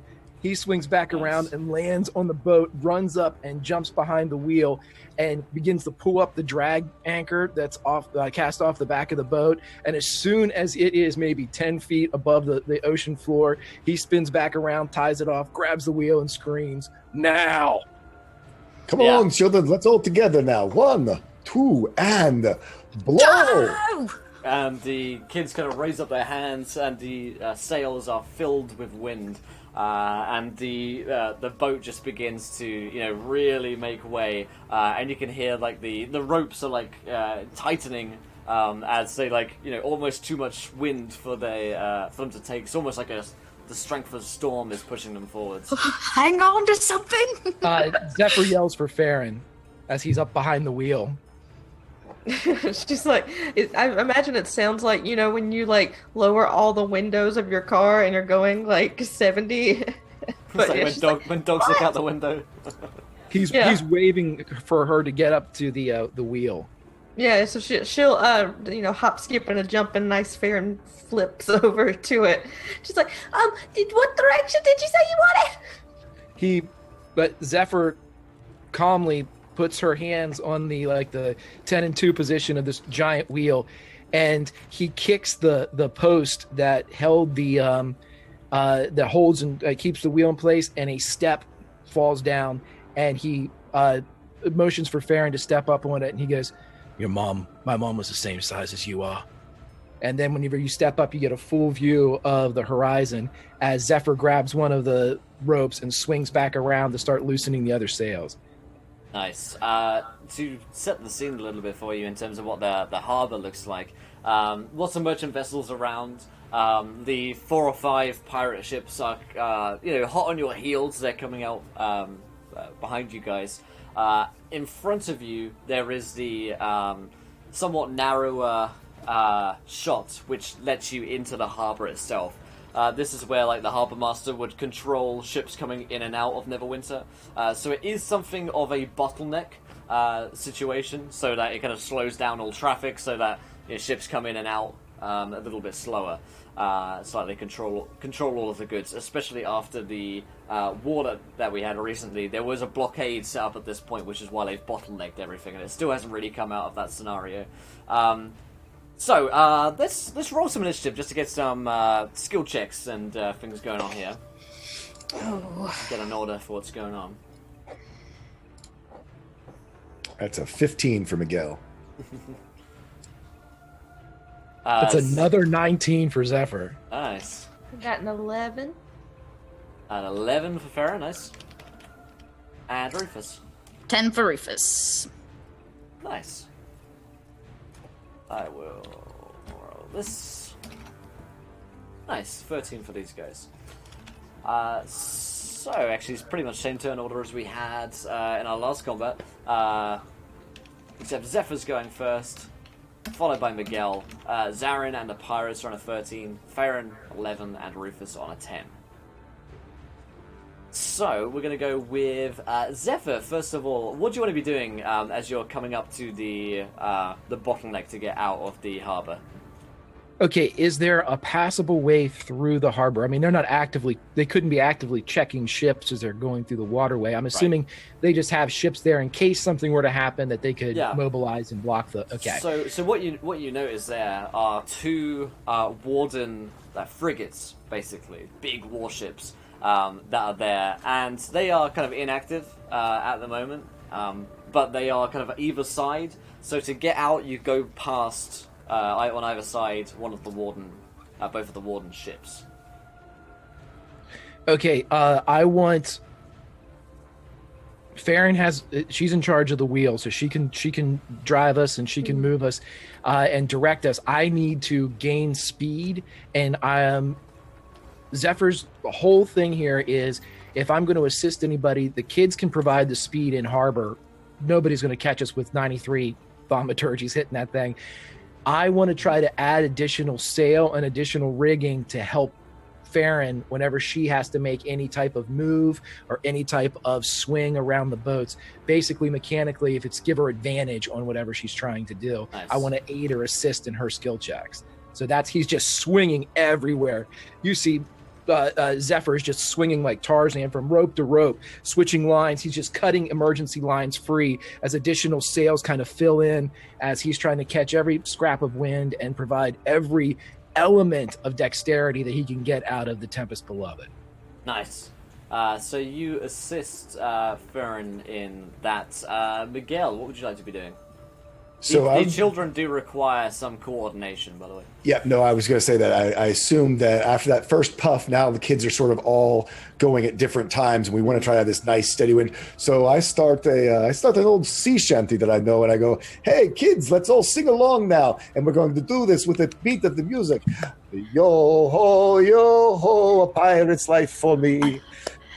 and get them all start to sing and going yo ho, and so that they're going yo ho, doing their prestidigitation. I had the wrong spell, but same idea, prestidigitation, to start hitting those sails and any of the extra sails that Greg puts down. That that Zephyr puts down to hit them with that wind and keep them all sort of in a good old sea shanty pirate's life for me. Get them all excited about this new game that we are playing. Nice. Run me a performance check. Ooh, I'm not bad at that. 17.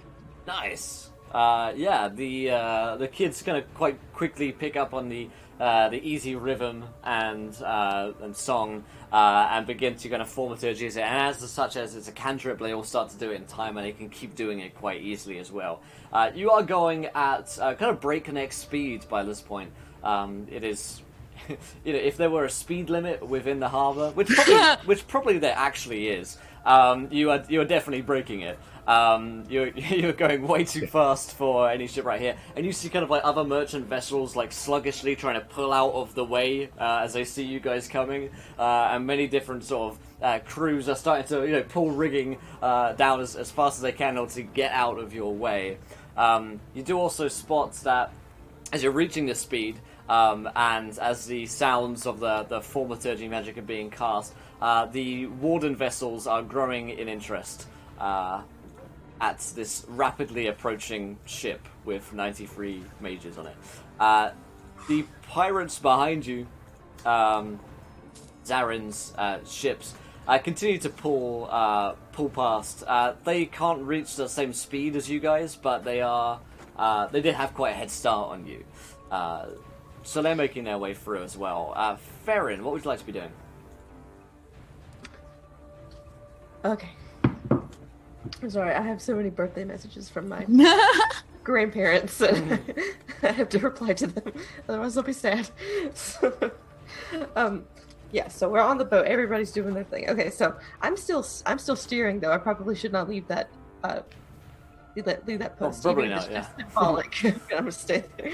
I feel like it's that episode of The Office. Everybody's seen it, where like they let Dwight steer the ship, but he actually just has like a big wooden circle that he's moving. But I'll keep like monitoring where we're headed, and should I roll like perception to see if there's if I'm like doing the right way or if anything's coming at us? Should I give anybody a warning? Yeah, give me a perception check, as you are the person, you've got the best view right now of all of the ships in front of you and all the merchant vessels in the way. A 21. Incredible, yeah. You can see that the warden vessels are picking up interest in you. Mm-hmm. These guys have damn good detect magics and just a sense for this kind of thing.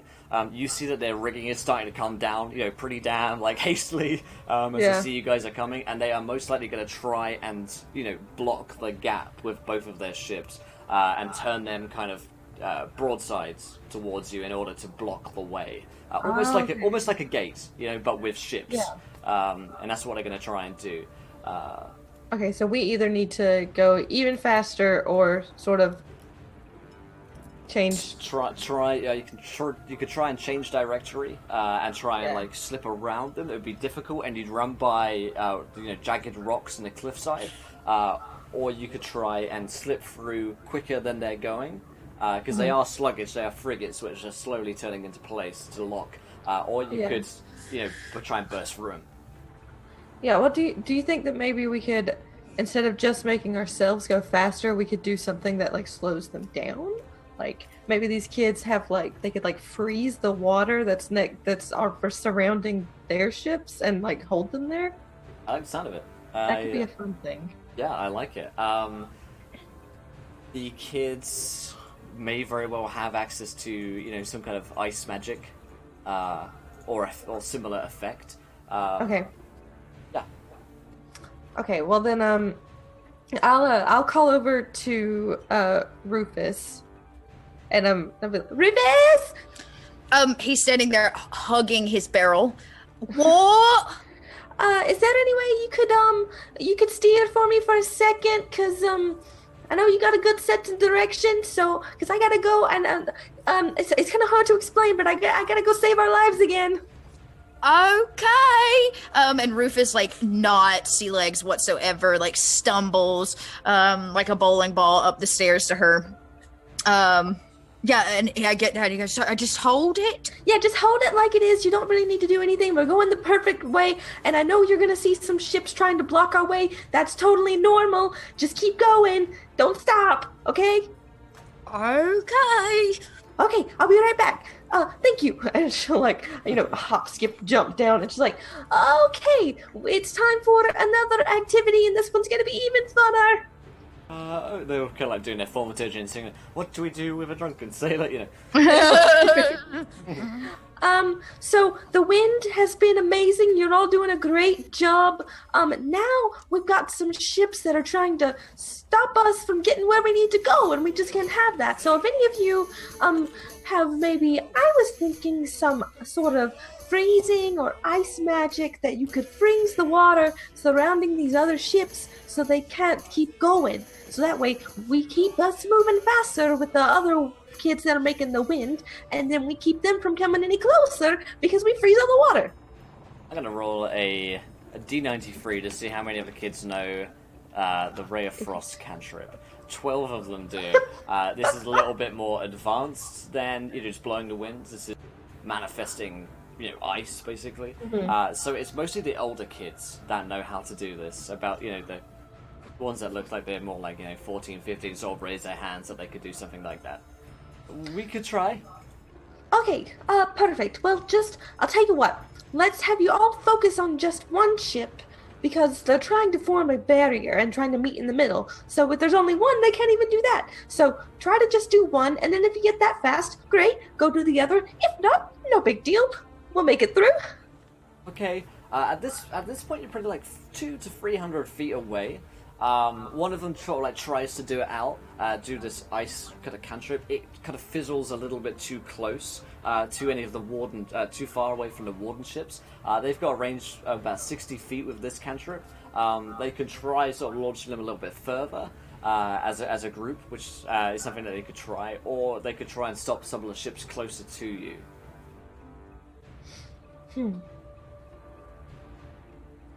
I guess whatever you think is best.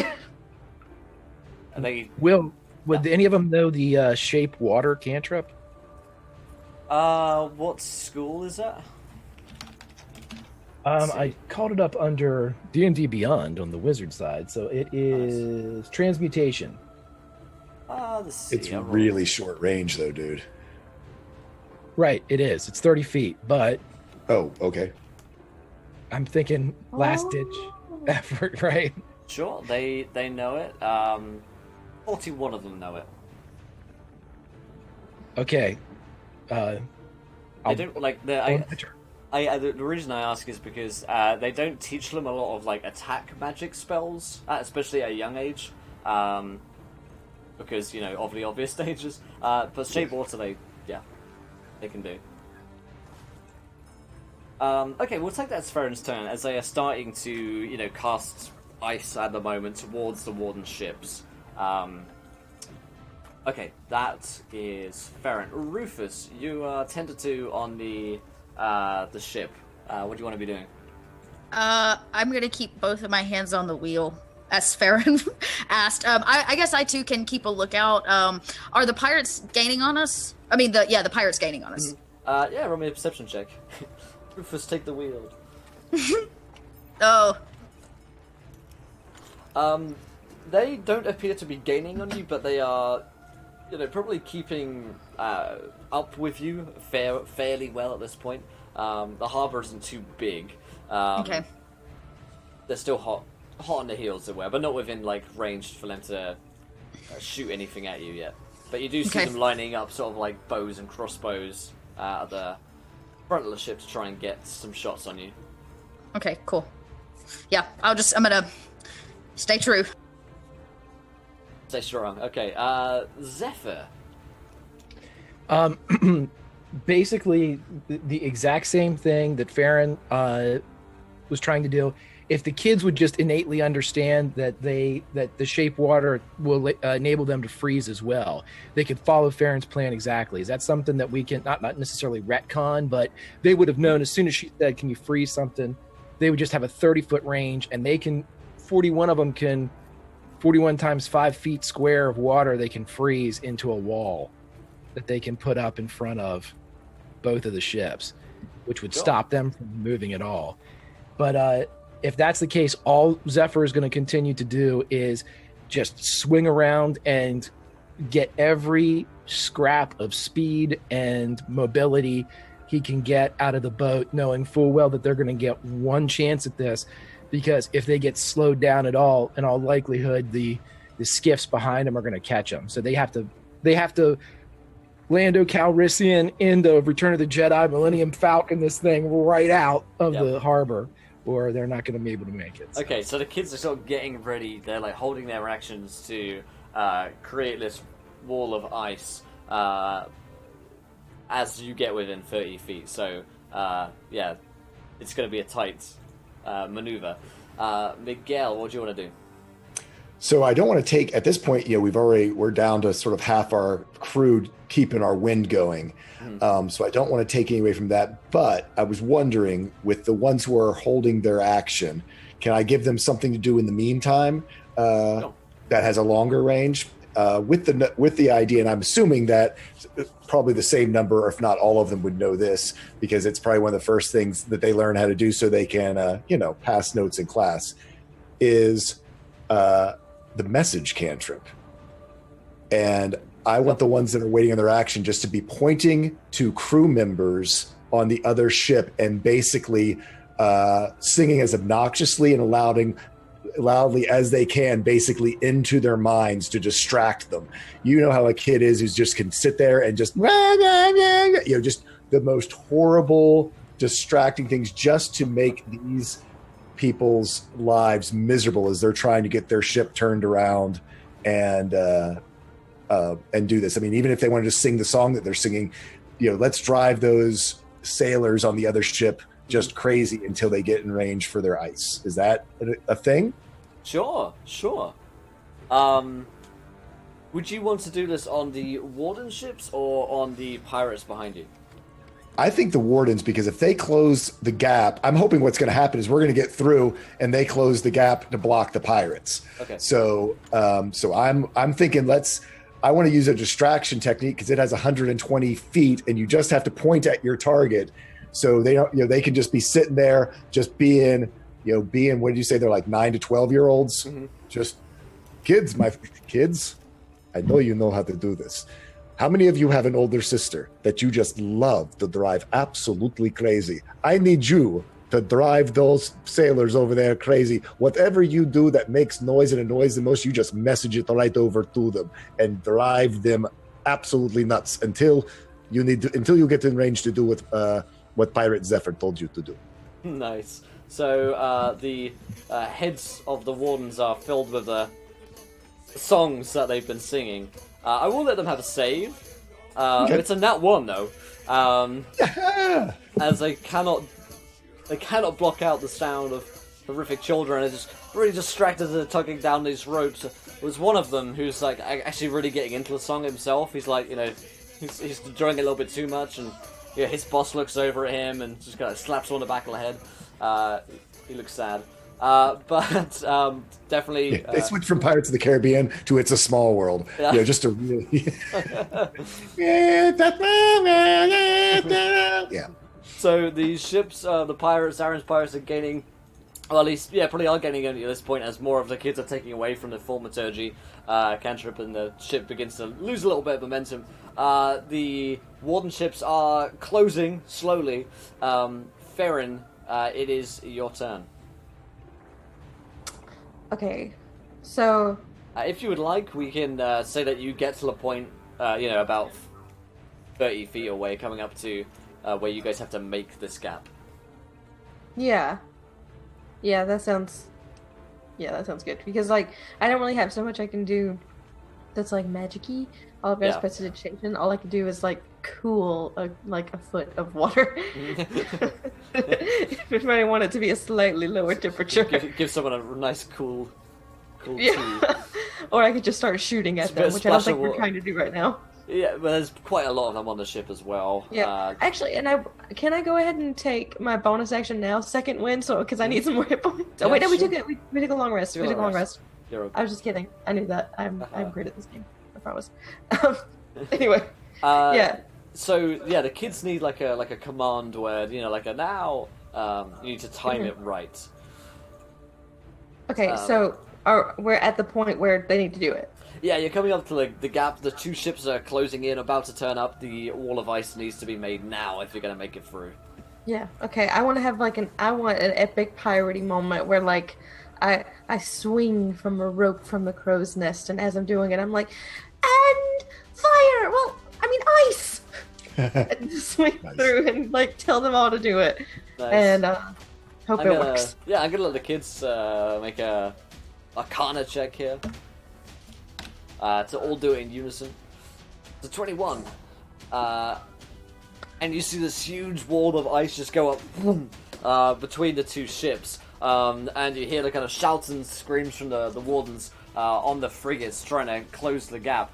And as we head over to Rufus's turn, the huge wall of ice is up, Rufus. You just need to steer this thing through the gap. You need to miss the iceberg.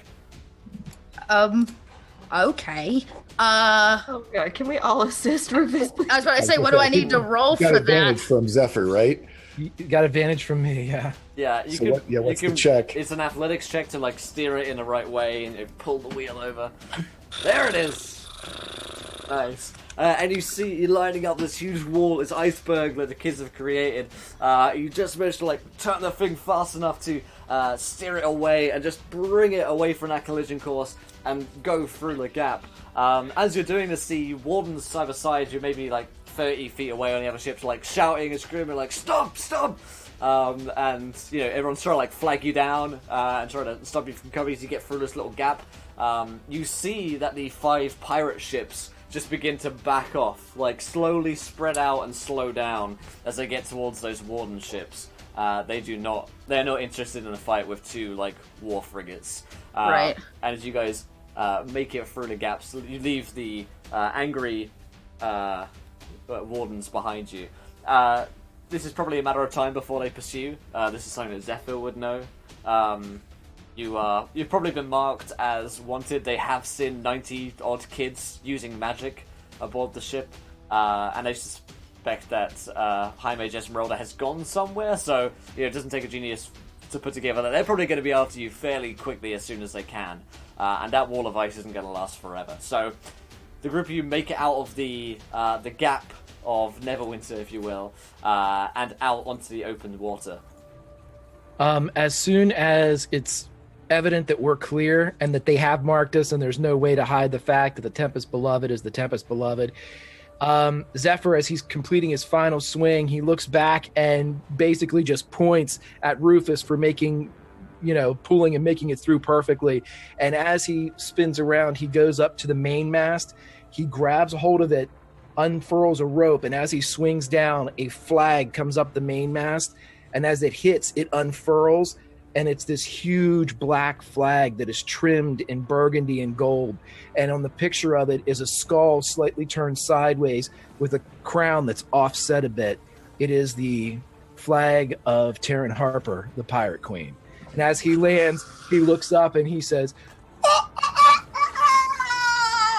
Yeah! Best moment ever. All the kids cheer as they've made their way out safely from the harbour, and the pirate's flag flies high above Neverwinter. So you guys are out of here. As you come out into the open sea, away from the warden ships, looking behind you, you can see that they are breaking down the wall of ice with their own magic. And smiting it down essentially so that their ships can bear away. You've probably got a good 30-minute head start on these ships, but you need 24 hours from now. Maybe 23 hours at this point. Hey, Zephyr! I yell out. Yeah, Zephyr's just running back and forth, but he turns as soon as Rufus says something. How do you hide a ship? You don't. You run a ship. And he points southerly towards the nearest trade wind, and he says, If we can make it, we have a chance. and he just goes back to completing the rigging and pulling out the rest of the sails as they need to grab as much wind as they possibly can to make use of the 30 minutes. How are the kids looking after doing all this spell casting? Do we need to start putting them on shifts? Yeah, they're high on the adrenaline rush for a while, and then they realize how tired they are from doing this. Even though it's cantrips, the kids, they're not adventurers. So yeah, they do start to flag, especially the younger ones. Yet, knowing that now that we're underway and we've got some clip to us, we're out and getting some real wind as well. I think Miguel will probably try to get them in shifts type idea of probably send them, to have like half of them doing prestidigitation, or if it seems like it might need to be that it's thirds, just to give some kind of a rotation to the kids and, get them to sort of settle down and take a moment to catch their wind, but so that we can at least keep a little bit faster speed than the standard wind is, but knowing that we don't want the kids to all burn out on us. Nice. And a question for Zephyr and got a chargerless ship, I suppose. Are you headed out into just open sea? Are you headed southerly, northernly? If you head north, you'd get to Luskan, which is like enemy territory of the undead. Southerly is to Waterdeep and Thornhold. It's been many a decade since I read the original Waterdeep in the North with the trade, and the Moonshays with the trade waterways, but I'm pretty sure that just south of Neverwinter is the first trade that heads west, and that heads out to the Pirate Isles, and I mean those are super far away though, but that's where heading north would be heading into bad weather, icebergs, the constant storms along the spine of the world. He just wants to get them away from that and get towards the open sea that's closest to, because I mean if these frigates are coming, they don't have speed, but they're going to have stamina. They're going to be able to go forever. So if they just need a day, he's trying to buy them a day. Cool. So alrighty. And Farron, Rufus, what are you guys doing as you head out from the harbor? I guess I'm still steering the ship. Yeah, I gotta come back and meet back up with Rufus, and I'm gonna run back up and be like, Rufus, you did such a great job. I know I did, and you did it. You got all the kids. I like claps his hands and lets the wheel go. Like catches it. Should I stay here? Somebody's got to steer the ship. Well, I mean, I guess if you want. I don't really know what else we're supposed to do. I think now we can maybe relax a little bit. Are you sure? No. Okay. We'll take some shifts. I'll just finish this one and then I'll trade you and get some sleep. Okay. Well, then I'll go check on all the kids. I'm sure they're, pretty tired from, freezing a bunch of stuff. So, you stay here, you steer, and then whenever you get tired, you just call for me and I'll come over and I'll take over. Yeah. Okay, good. Okay. This is Dr. steering the ship, and she'll slide back down and just be doing some rounds, making sure all the kids are okay, and making sure they're not, dying or anything. Just get them to bed. Nice. For a nap. So the group of you get a moment to relax and chill out a little bit. But it isn't long before, behind you in the distance, one of the kids up in the crow's nest can spot a ship, and the two frigates are following after you. They are in the distance. You do have the use of the kids using thaumaturgy, although they are on, rounds of how long they can keep doing that. But they are most definitely in pursuit. At this point, though, we're going to level up to level 3, as you guys have escaped from the harbour and escaped from Valindra Shadowmantle. Oh, yeah. Sun Soul powers activate. I was gonna say Over 9,000. I get some key stuff. Oh Yeah. my god. Storm Herald. Very nice. So go over some bits that you get when you level up, and there are a few bits around here that if you're doing anything magical, that the kids, flavor-wise, might be able to help you out in terms of explaining your level up. You know, they've got books around. The kids can teach you spells as well, and Esmeralda's here, though she is busy with her stuff. She does have some books and items with her as well. But it is a chance for you guys to break, rest, and find your chosen path for your characters. So Rufus, you said that you're going for Sun Soul Monk? Yeah, I think, all of that talk of gods and things. He has like a tattoo. He actually has a sun tattoo in the middle of his forehead. I think it just it starts to glow and activate while he's sleeping. He's like, what? What is that? You know, like there's something like kind of awakened in him. Nice. It's been there the whole time. He's just Yeah, and he's like, why does it lighten up like that? I don't understand. You know? Good question, Dork Immortal. Do the kids level up too? Let me go and edit 93 character sheets that I haven't made. But yeah. Oh, yeah. Do better, Will. Yeah. Do worst, better. Worst DM. Yeah, do you not prep at all, dude? Oh man. So yeah, let's. I know you guys are just getting into levels, and level 3 is an exciting time for level ups actually, because you guys get to take your chosen path. So I'm going to take a few notes here. So Rufus is going into Sun Soul. What stuff does that give you, Rufus? Yeah. So Sun Soul is kind of built around this idea of channeling positive light energy, or light as an energy source. So at level 3, I get this cool thing called the Radiant Sunbolt. So says my guide. I get to hurl searing bolts of magical radiance. Dope. Yeah. I get to use a Dex modifier, which is cool. Its damage is radiant, and it's a D4, so it looks like it's just kind of an additional strike. Does it come out from the third eye tattoo, like in? Yeah, that was my Funaki plan. Is Avatar? instead of using my fist like Dragon Ball Z style, it's one of those right out of his third eye. Nice. Cool. Very cool. Yeah. All right. Nice. Miguel, what path are you taking here? Well, so I've already got my celestial part, but it's what pact I am going to take, and I am going to take the Pact of the Blade, which is the weapon one for our warlocks, with the idea that as we move forward, I can't do it quite yet, but he's probably going to get the Eldritch invocation of improved blade weapons, so that he actually can have a ranged weapon as his pact weapon. But until that point, what he's going to do is he sort of in contemplation of his home and his patron, the winged serpent, he is looking at his 2 daggers, and they sort of he's sort of been twirling them, and they're very ceremonial and decorative, and they have snakes and serpents on them.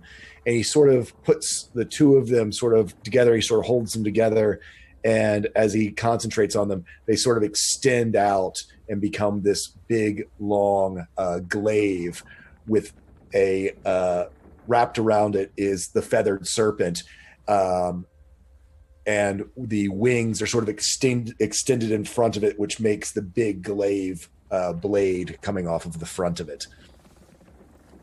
Very And cool. that's Nice. his new magic weapon. And as far as a spell goes, you can come back to me. I get to learn one more spell, but I haven't Just picked some- that yet, just so I some won't choosing tell to do. everyone else while I'm digging through spells.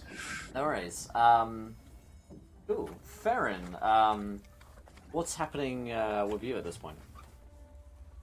So what's happening with me is I'm picking my martial archetype, and I'm going with the Unearthed Arcana Arcane Archer, which I've been super excited to do this whole time. I'm very excited. So, means I get the arcane arrow, which means I can create a magic arrow, and I get 2 arcane shots, which basically 2. There's a bunch I can pick from. I haven't picked which one I'm going to do yet, but I learned 2 of these like magical shots that can like slow someone down or pierce them or kill them faster. All these different fun things, and then I also am now proficient in 2 more skills of my choice, and I picked Arcana and Athletics. Nice, makes sense. You guys have been running around and you've got access to a lot of arcane knowledge. Very cool. Great stuff. Zephyr, what is Zephyr going to be taking here for his 3rd level? As was guessed from the first moment that I identified what Zephyr was, his primal path has been selected as Storm Herald, and his aura is the sea. So whenever I go into a rage, I can identify somebody within my aura, which is 10 feet, and they must save or get struck by lightning. And then every time I want to use it later, I can do it with a bonus action, as he becomes one with the sea that birthed him. Very nice. Storm Herald's one of my favorite barbarian paths. Very cool. And Arcane Archer is going to be sweet. And Pact of the Blades for Miguel and Rufus Sunsoul Monk. Level 3 is probably one of the coolest moments for character level up, so I'm excited to see what you guys are gonna do with it next. So as you take this little short rest, go ahead, Miguel, you got something to say? So I did figure out what spell I'm going to take. Okay, yeah. I am going to take good old Witch Bolt, because I figured that that's kind of a neat thing for Miguel. But the other fun thing that happens with our buddy Miguel, as this glaive forms in his hands, his protector Aasimar heritage and his patron Kukulkan smiles down upon him, and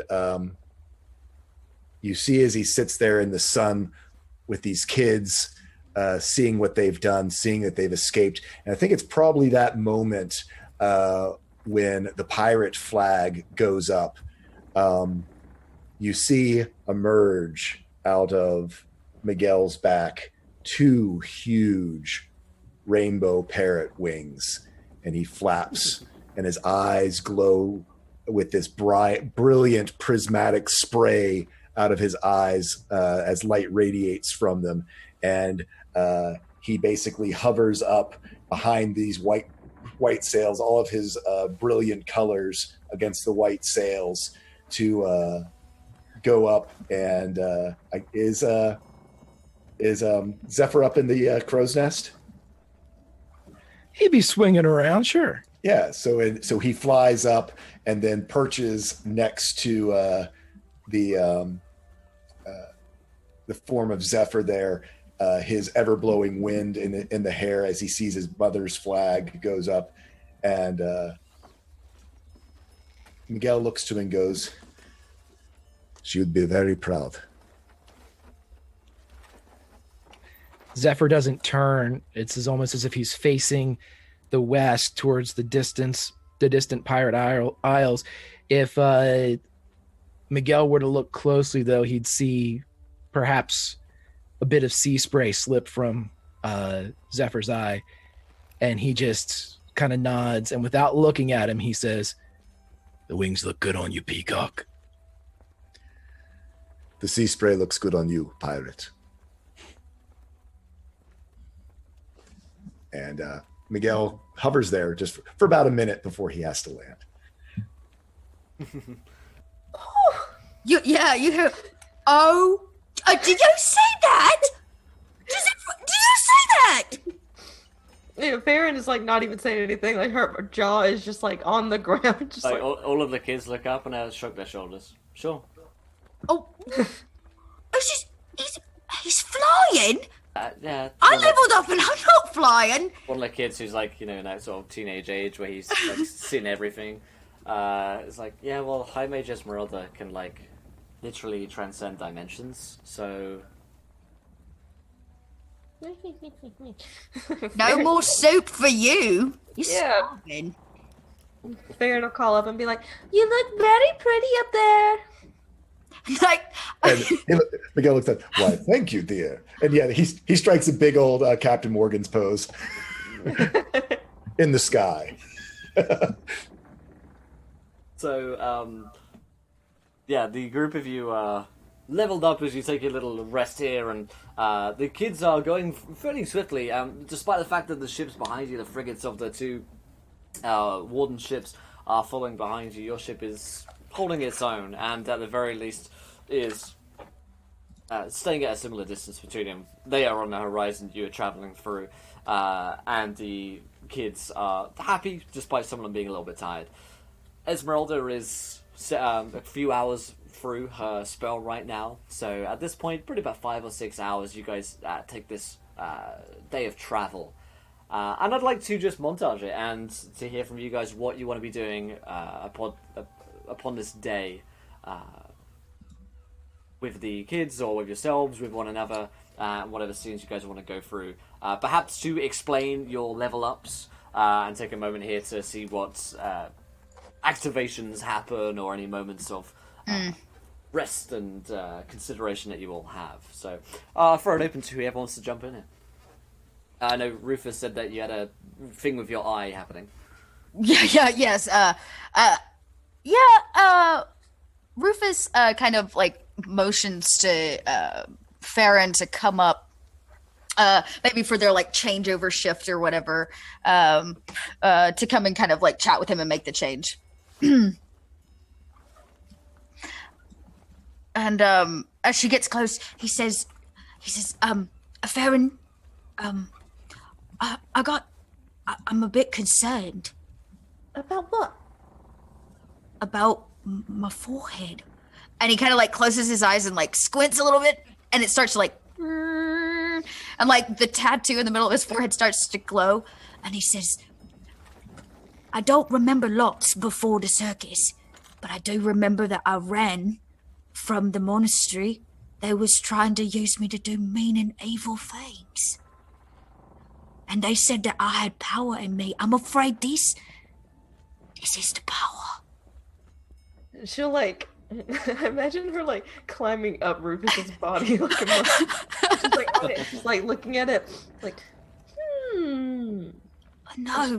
She'll like tap it, just like this. Like, does that feel any different?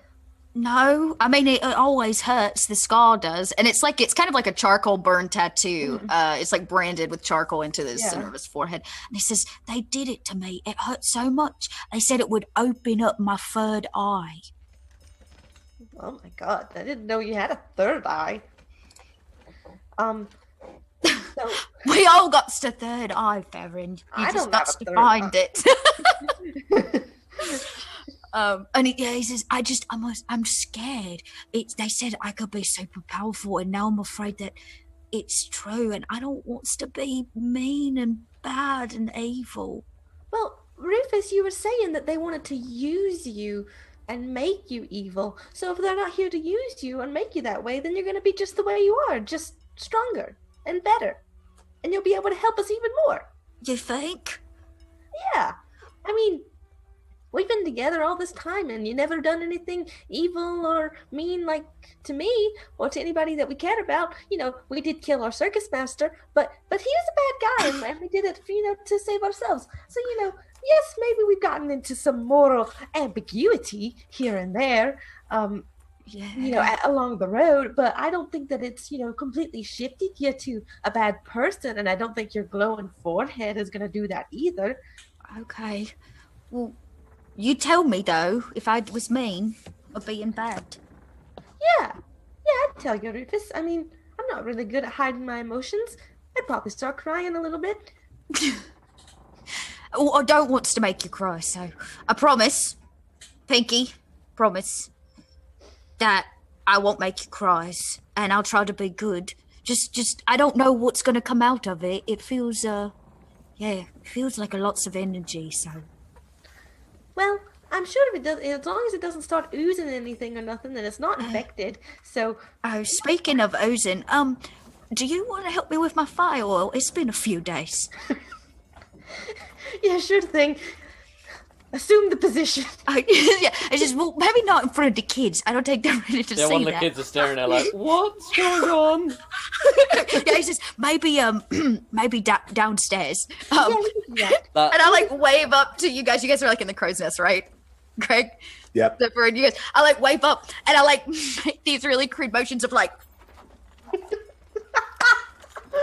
And like Farron is like holding the oil, and she's like, And somehow Zephyr just nods and thinks, Thigh oil. like he knows yeah, exactly. he knows exactly. Yeah. And he says, what are you? We'll be back. That one kid who's like a really snarky one, he was like, oh, cool, yeah. Got it. I know what you guys are doing. Is that so? You have thiol too? I say as I walk past. Sure. He's like, yeah. "Oh god!" And we end up downstairs. I feel like Rufus like went like the spread eagle. Yeah. Just like walking in on an occult ritual. He's just like spreading it on the... Yeah, she's in like deep trance, and Rufus is like bent over as Yeah, and she's like, Farron. Okay, Rufus, you got a little bit of a rash. So, Get the talc. so just brace yourself. He says okie dokie, and like grabs hold of a pole. And I feel like that's the cutscene. Yeah, that's how you level up, Rufus. That's how my you level up. montage. I leveled up. Maybe your new glowing eye will help reduce your thigh rash. Oh, repurposed energy. Focus all of your energy. You can Amazing. You can become stronger. And get rid of your rash by yourself. By the power of the third eye. Good stuff. Good stuff. Miguel, what about you? Yeah, so I mean, I guess if Zephyr's going to need to go down to steer the ship, so I think Miguel is going to probably stay up here in the crow's nest, and you know, after his wings dissipate in his glowing eyes, I can just sort of see him up there, sort of up at the very top of the mast. I think he probably sits like cross-legged up there after Zephyr leaves, and just sort of looks far to the west, where his home of Mazteca is, and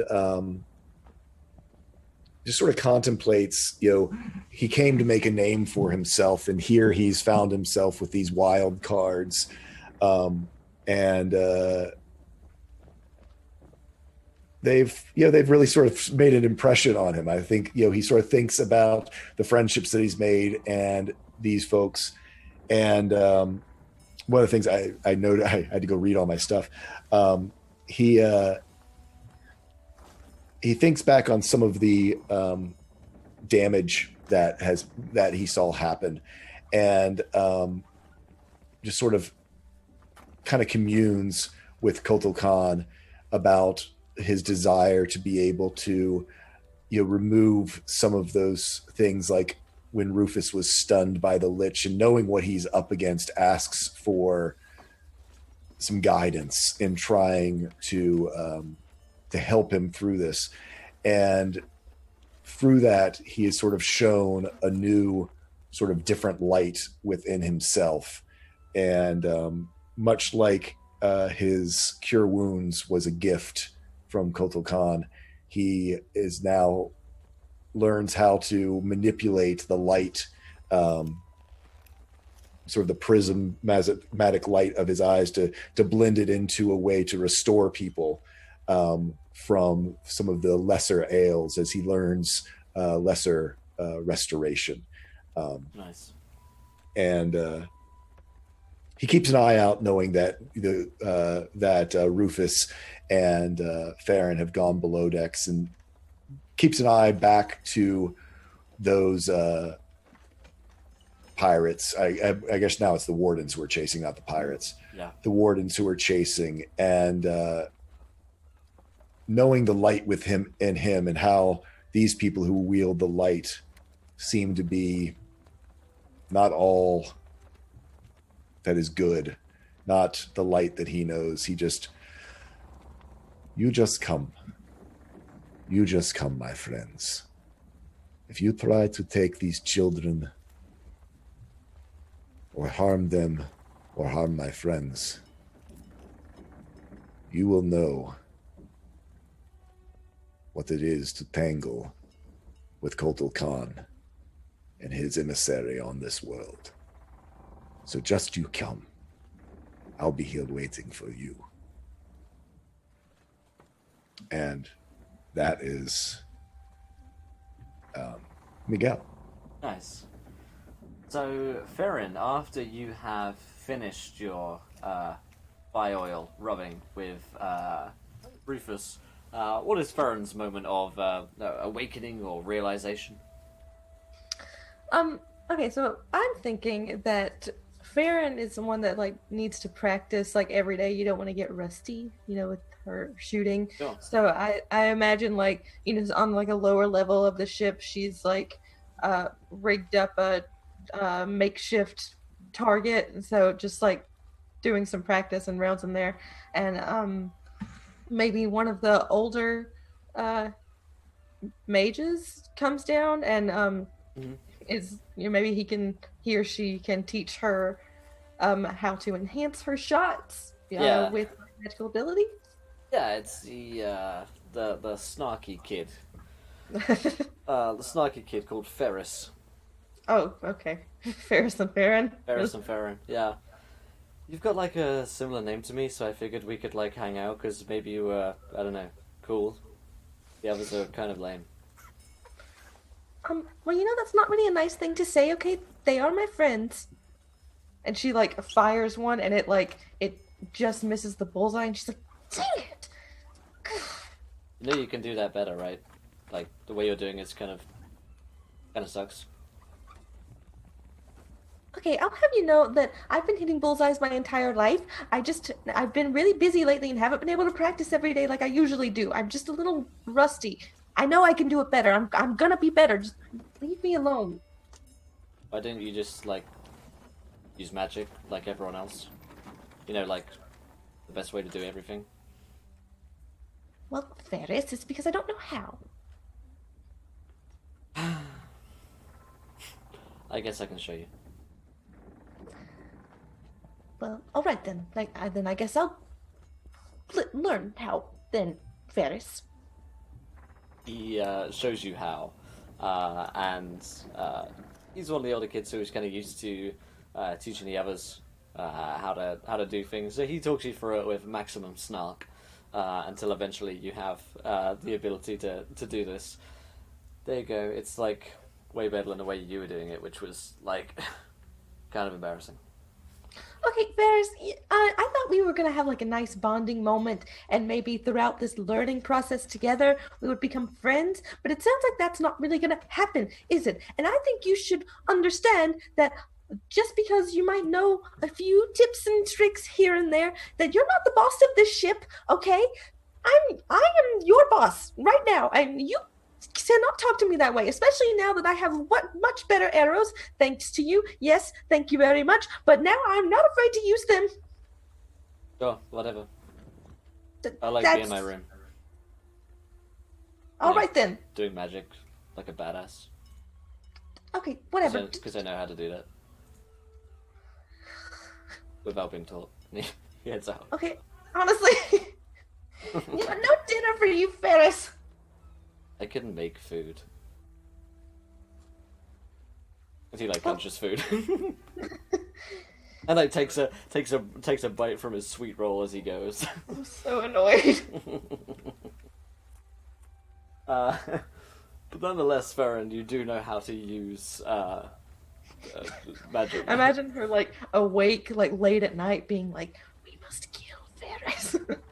That's my new bond. I'm changing it on my character sheet. I'm gonna murder this kid. Talking of Rufus about your next contract kill. It's like, Rufus, you remember that time where we killed a bad person? We're gonna do it again. Is he bad? He's bad, Rufus. Oh, he's bad. He's bad. Great stuff. And last but not least, Zephyr.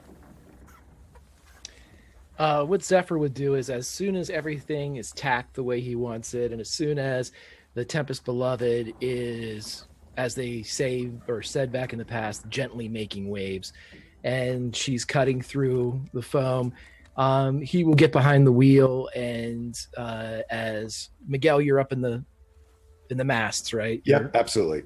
He would look up and see the kids and hear the shanty that I'm sure a few of the younger ones are still laughing and saying to one another, as this is still just hours into it, and the energy of youth, still a very real, very proud, very present adventure. And as he sits there behind the wheel that his mother manned for his entire life, he will cast his mind back to the time when the decks were filled with pirates of every tale of yore, Two Stone Chat and his mom and, Pete the Crow and everybody else that wandered these boards. But as he's thinking and as things are going around in his mind, now again beneath the colors of his mom, he will grab the wheel, but he does not notice that as the ship is doing everything in its power as it normally did, the sea itself is behaving slightly different. And the foam that has begun to coalesce around the side of the boat carries with it a brief charge that he does not notice. And as the ship cuts through the white caps, a little of this energy is dispersed along the bow of the ship as it kind of creeps, just like a wave of lightning. And around the ship, different little pockets of maybe 2 or 3 feet, 5, 10 feet below the water's surface, a glow will appear.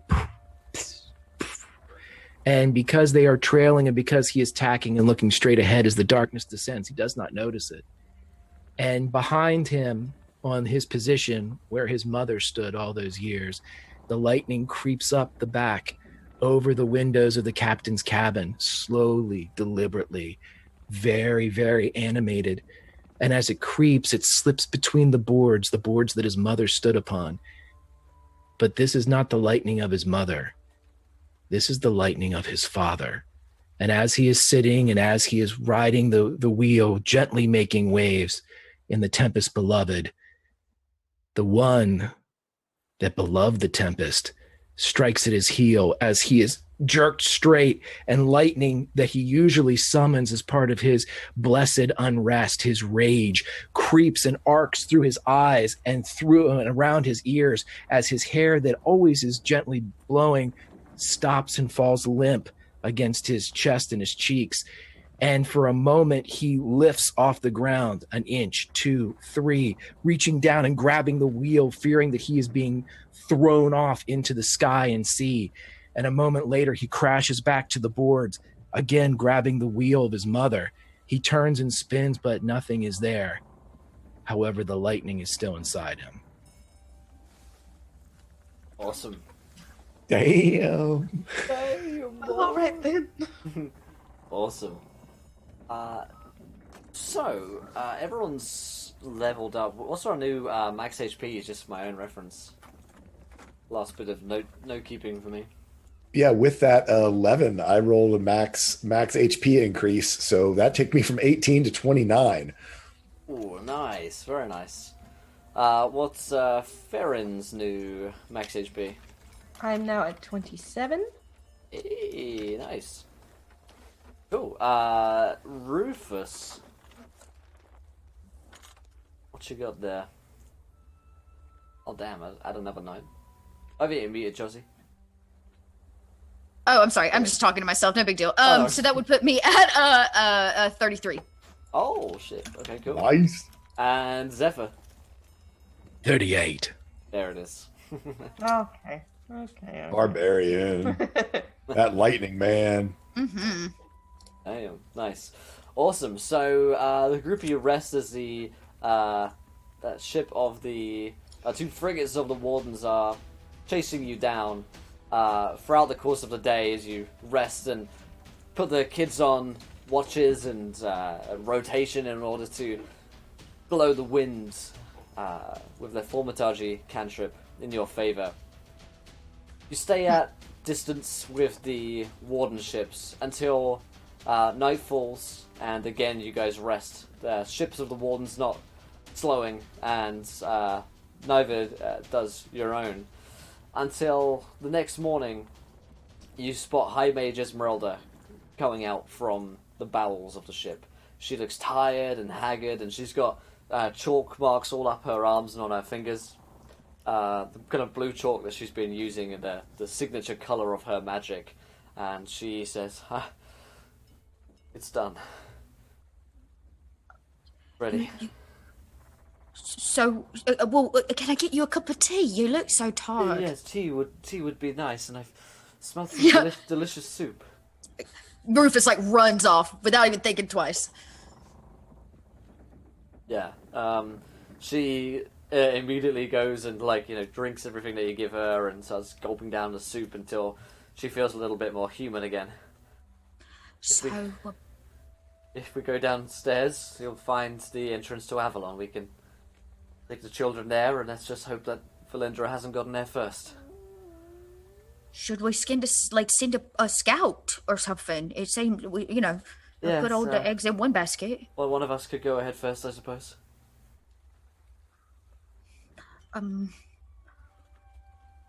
I know I don't look it, but I'm pretty sneaky. A group of us, perhaps, if you wish to go ahead, and I could look over the children. That might be better. Yeah, you stay with the kids. Because we got to keep the boat going, right? Yeah, what happens to the boat? That's a good question, Mr. Zephyr. I hadn't considered that. We go with it. Through the portal. Ship does not.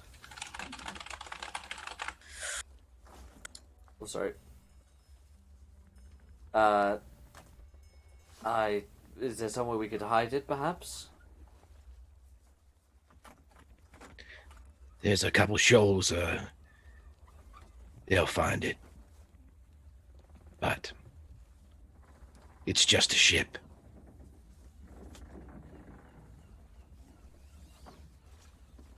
The kids are what matter. Did I against it, you mean? Are you sure? It seemed like it meant something to you. I'm sure we could figure something out if you don't want to lose it. Illusionary magic has seemed to work in the past. You seem to believe in this, Pontimus.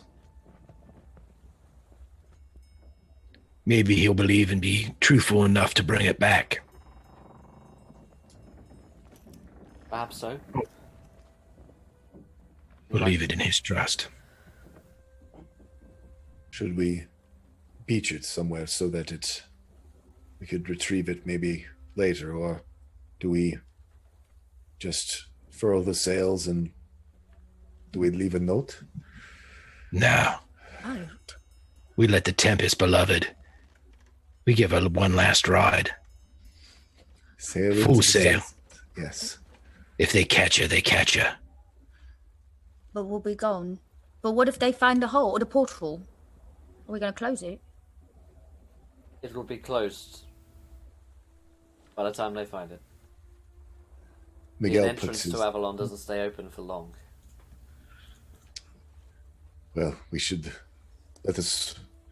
Seems as though there's sending scouting won't make any difference. We should just pick an order, go through.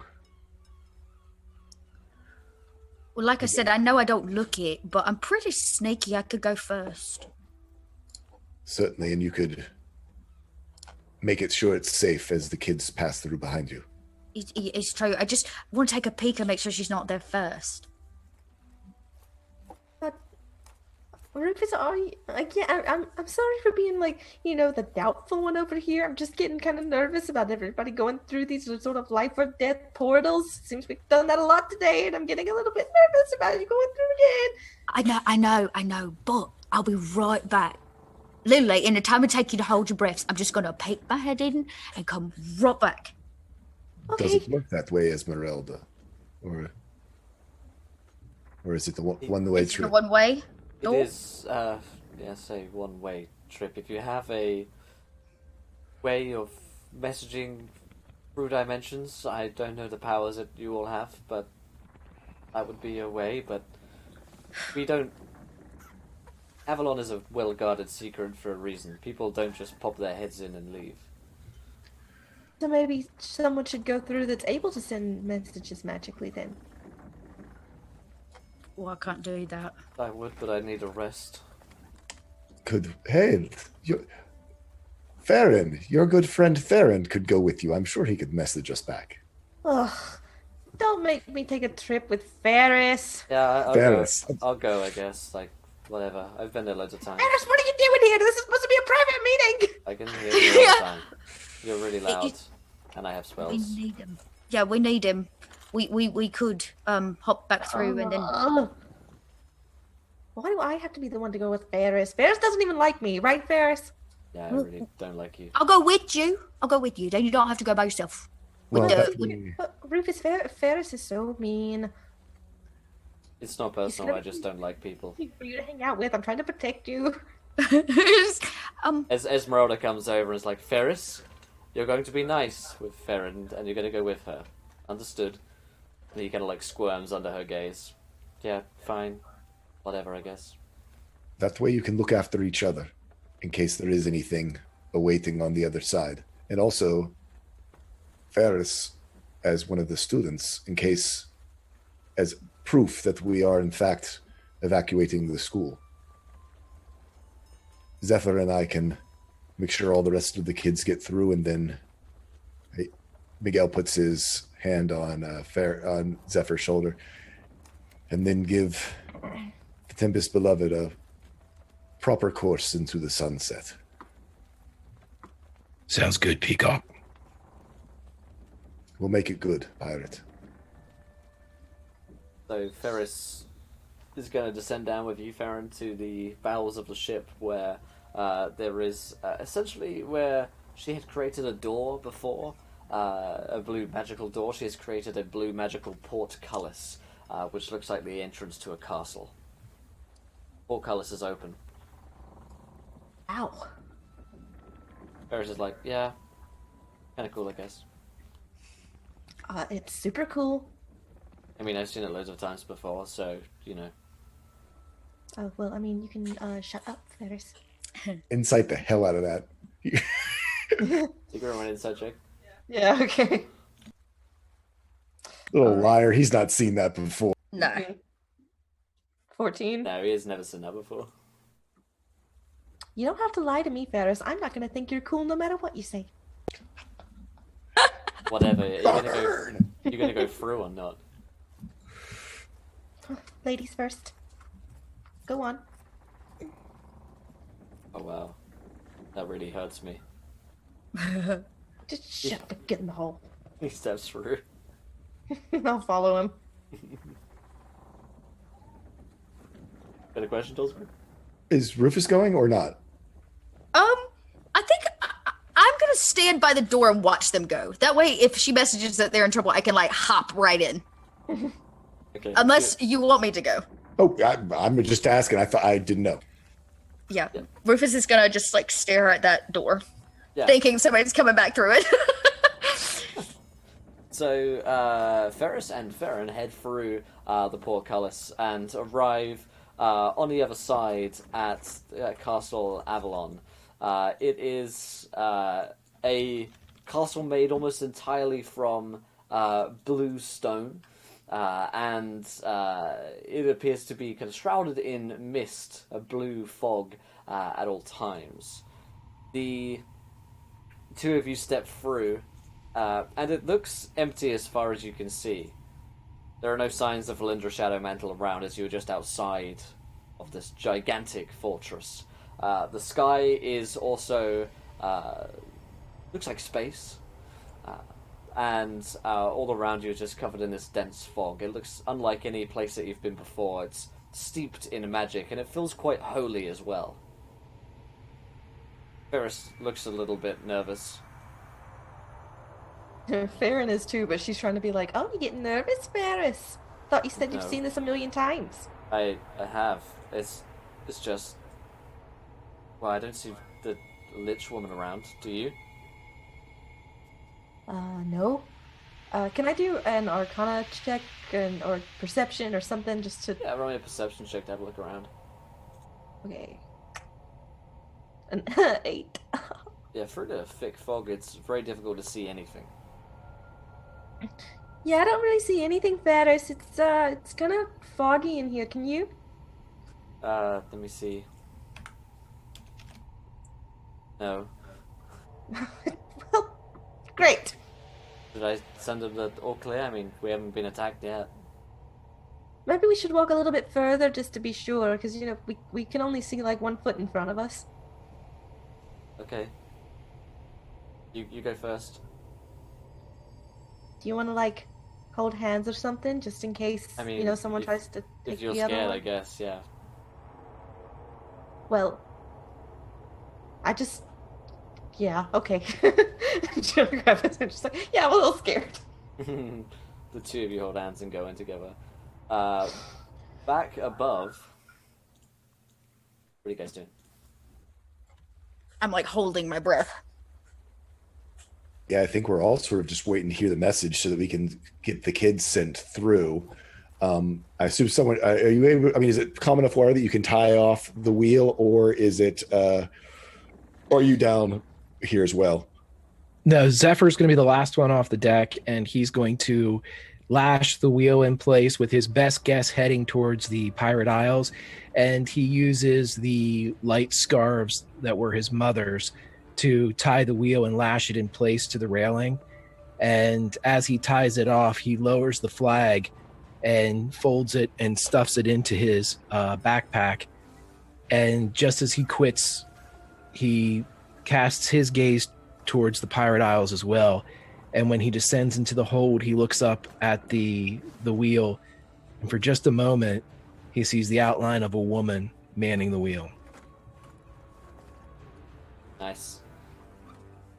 Two of you, well, a group of you descend down towards where the portal to Avalon is, along with High Mage Esmeralda and the rest of the children. Esmeralda says, "They've been in there for a few minutes. We haven't heard anything.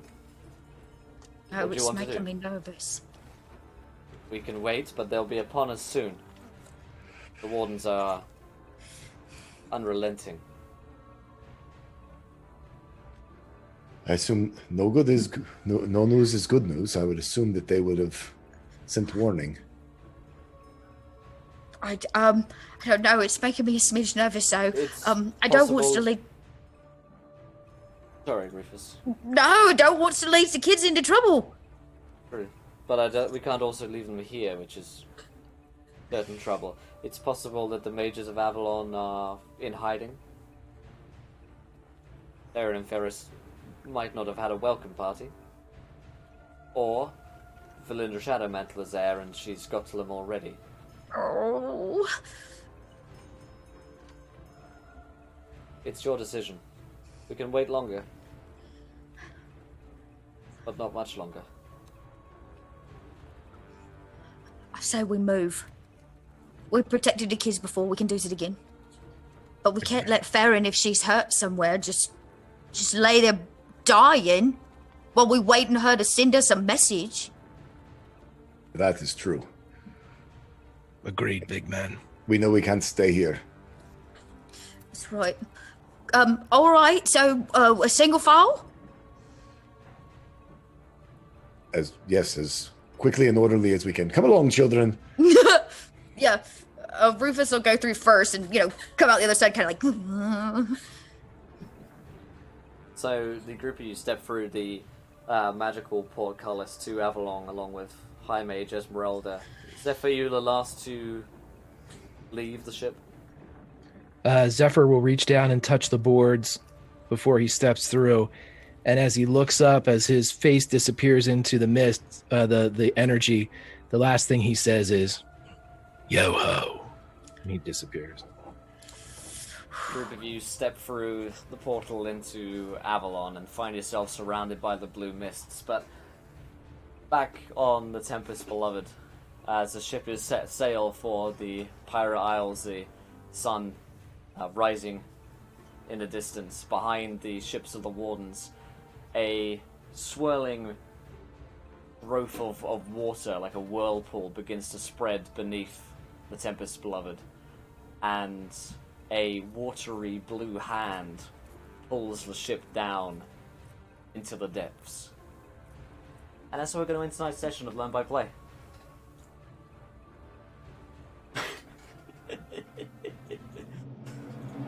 Yes, my friends, we're going to end it there. So, I love watching your guys' reactions at the end of all of these shows. So, we're going to make way, me hearties, for the Heroes Graveyard, which is starting here in a few minutes' time. If you guys enjoyed the show, let us know in chat. We had a fun episode today. It was fun. It was a good one. We survived liches, we had pirate songs, and we're going through portals into Avalon, so it's going to be an exciting episode next time. If you enjoyed the show, you can find myself and the crew of Encounter Roleplay over on Twitch, twitch.tv/Encounter Roleplay. You can come give us a follow. We stream D&D most days. If you like this game, you're going to have a great time over on our channel. But let's go around the cast and crew real quick. Do we enjoy ourselves? Level 3 as well for you guys. And where can we find you guys online? Let's start with Toll Score. What do you think, my friend? Oh, I had a blast. I love it when we get to be clever with spells and things like that, and remind you how much you can really do with prestidigitation when you start getting or prestidigitation, or even just cantrips. Looking through cantrip list of like, okay, we got lots of little tiny spells, but it's like an anthill. The more if you get enough little tiny things, you can take over the world. So that was a lot of fun. I really like that. Some beautiful, beautiful scene work by Greg. I had a lot of fun, being out at sea on a boat. It's just that whole. I love it. I love when we get to tell those really cinematic moments. Level 3, fun stuff. I'm looking forward to it. It's always a joy playing with the rest of my cast and here on the D&D channel. So if you want to find me elsewhere, come find me on my Twitter, which is Tall Squall. It has links to all the other type of stuff that I do, including the campaign that I DM for right before this one, which we do 100% for charity. This month, in honor of Autism Awareness Month, we are supporting the Organization for Autism Research. And they're a great organization with, if you can't donate, go check out their website because they've got lots of local resources and things that you can get involved in your own community. Thank you. Great stuff, Tool School. Sid, happy birthday. And same questions for you. This is a great start to a birthday. I'm very upset I have not rolled a nat 20 on my 20th birthday. I feel like that does not bode well for the rest of the year. There's still time. Wish me luck to try and get through this. But in the meantime, you can follow me on Twitter at Sydneyak. I will link it there in the chat. I'm Sydneyak everywhere. You can follow me on Twitch and Twitter and YouTube and Instagram. It's all the same thing. And I am the Dungeon Master for Wonder Quest podcast. It's a D&D 5e fantasy, all those fun things released weekly. And you can follow that on Twitter at WonderQuestPod. I will also link that in the chat. We can go do wondery things together. And I also play Ari on Turncloaks, which is a Dungeons & Dragons dark fantasy podcast where we do dark fantasy things and cry a lot. You can go listen to that as well. And that's other than that, I don't think I do anything else. So yeah, great stuff. Greg. Oh, I had a blast, man, playing with all these people. It's just a great time. Chat was absolutely wonderful. Had a lot of fun rapping with everybody there. Grimjack21502 on the Twitches and the Twitters. Join us over on Encounter Roleplay. We do a lot of Cthulhu and D&D over there. Join me on my channel. Do a lot of Cthulhu and D&D there as well. My life is Cthulhu and D&D. What better way to be? But where I'll be next week is here from 6 to 9 Eastern, learning by play with all these wonderful people. Happy birthday, Sid. See you guys later. Great stuff. And last but not least, Chelsea. Yes, happy birthday, you beautiful woman. Happy birthday. Be 20 and love that. Wish I was still 20. So I had a blast tonight, as usual. I take everything super seriously. If you like what I'm putting down, I play D&D about 5 days a week over on Encounter Roleplays channel on Thursdays, here on Saturdays, over on Nerd Immersion's channel, and I have a 5e podcast, but you can always check my schedule on my Twitter, actually, is where I keep it. So you can see all the mini games I'm part of. I'm actually playing through a Tomb of Horrors game right now on Friday nights, which has been interesting. So yeah, come support, check it out. I help support a bunch of other channels, and you should too. Good stuff. Guys, every Saturday, 6 p.m. Eastern is when you can find us here on Learn By Play, 3 p.m. Pacific time, and 11 p.m. over here in the UK. So go and enjoy the Heroes Graveyard. Thank you again to Wizards of the Coast for giving us the opportunity. It is a wonderful time here doing this every week, and we can't wait. If you want to catch more D&D stuff, Encounter Roleplay where it's at. But until next time, my friends, try not to tune in at once. We're to be laughing when you do. Good night, everybody. Bye.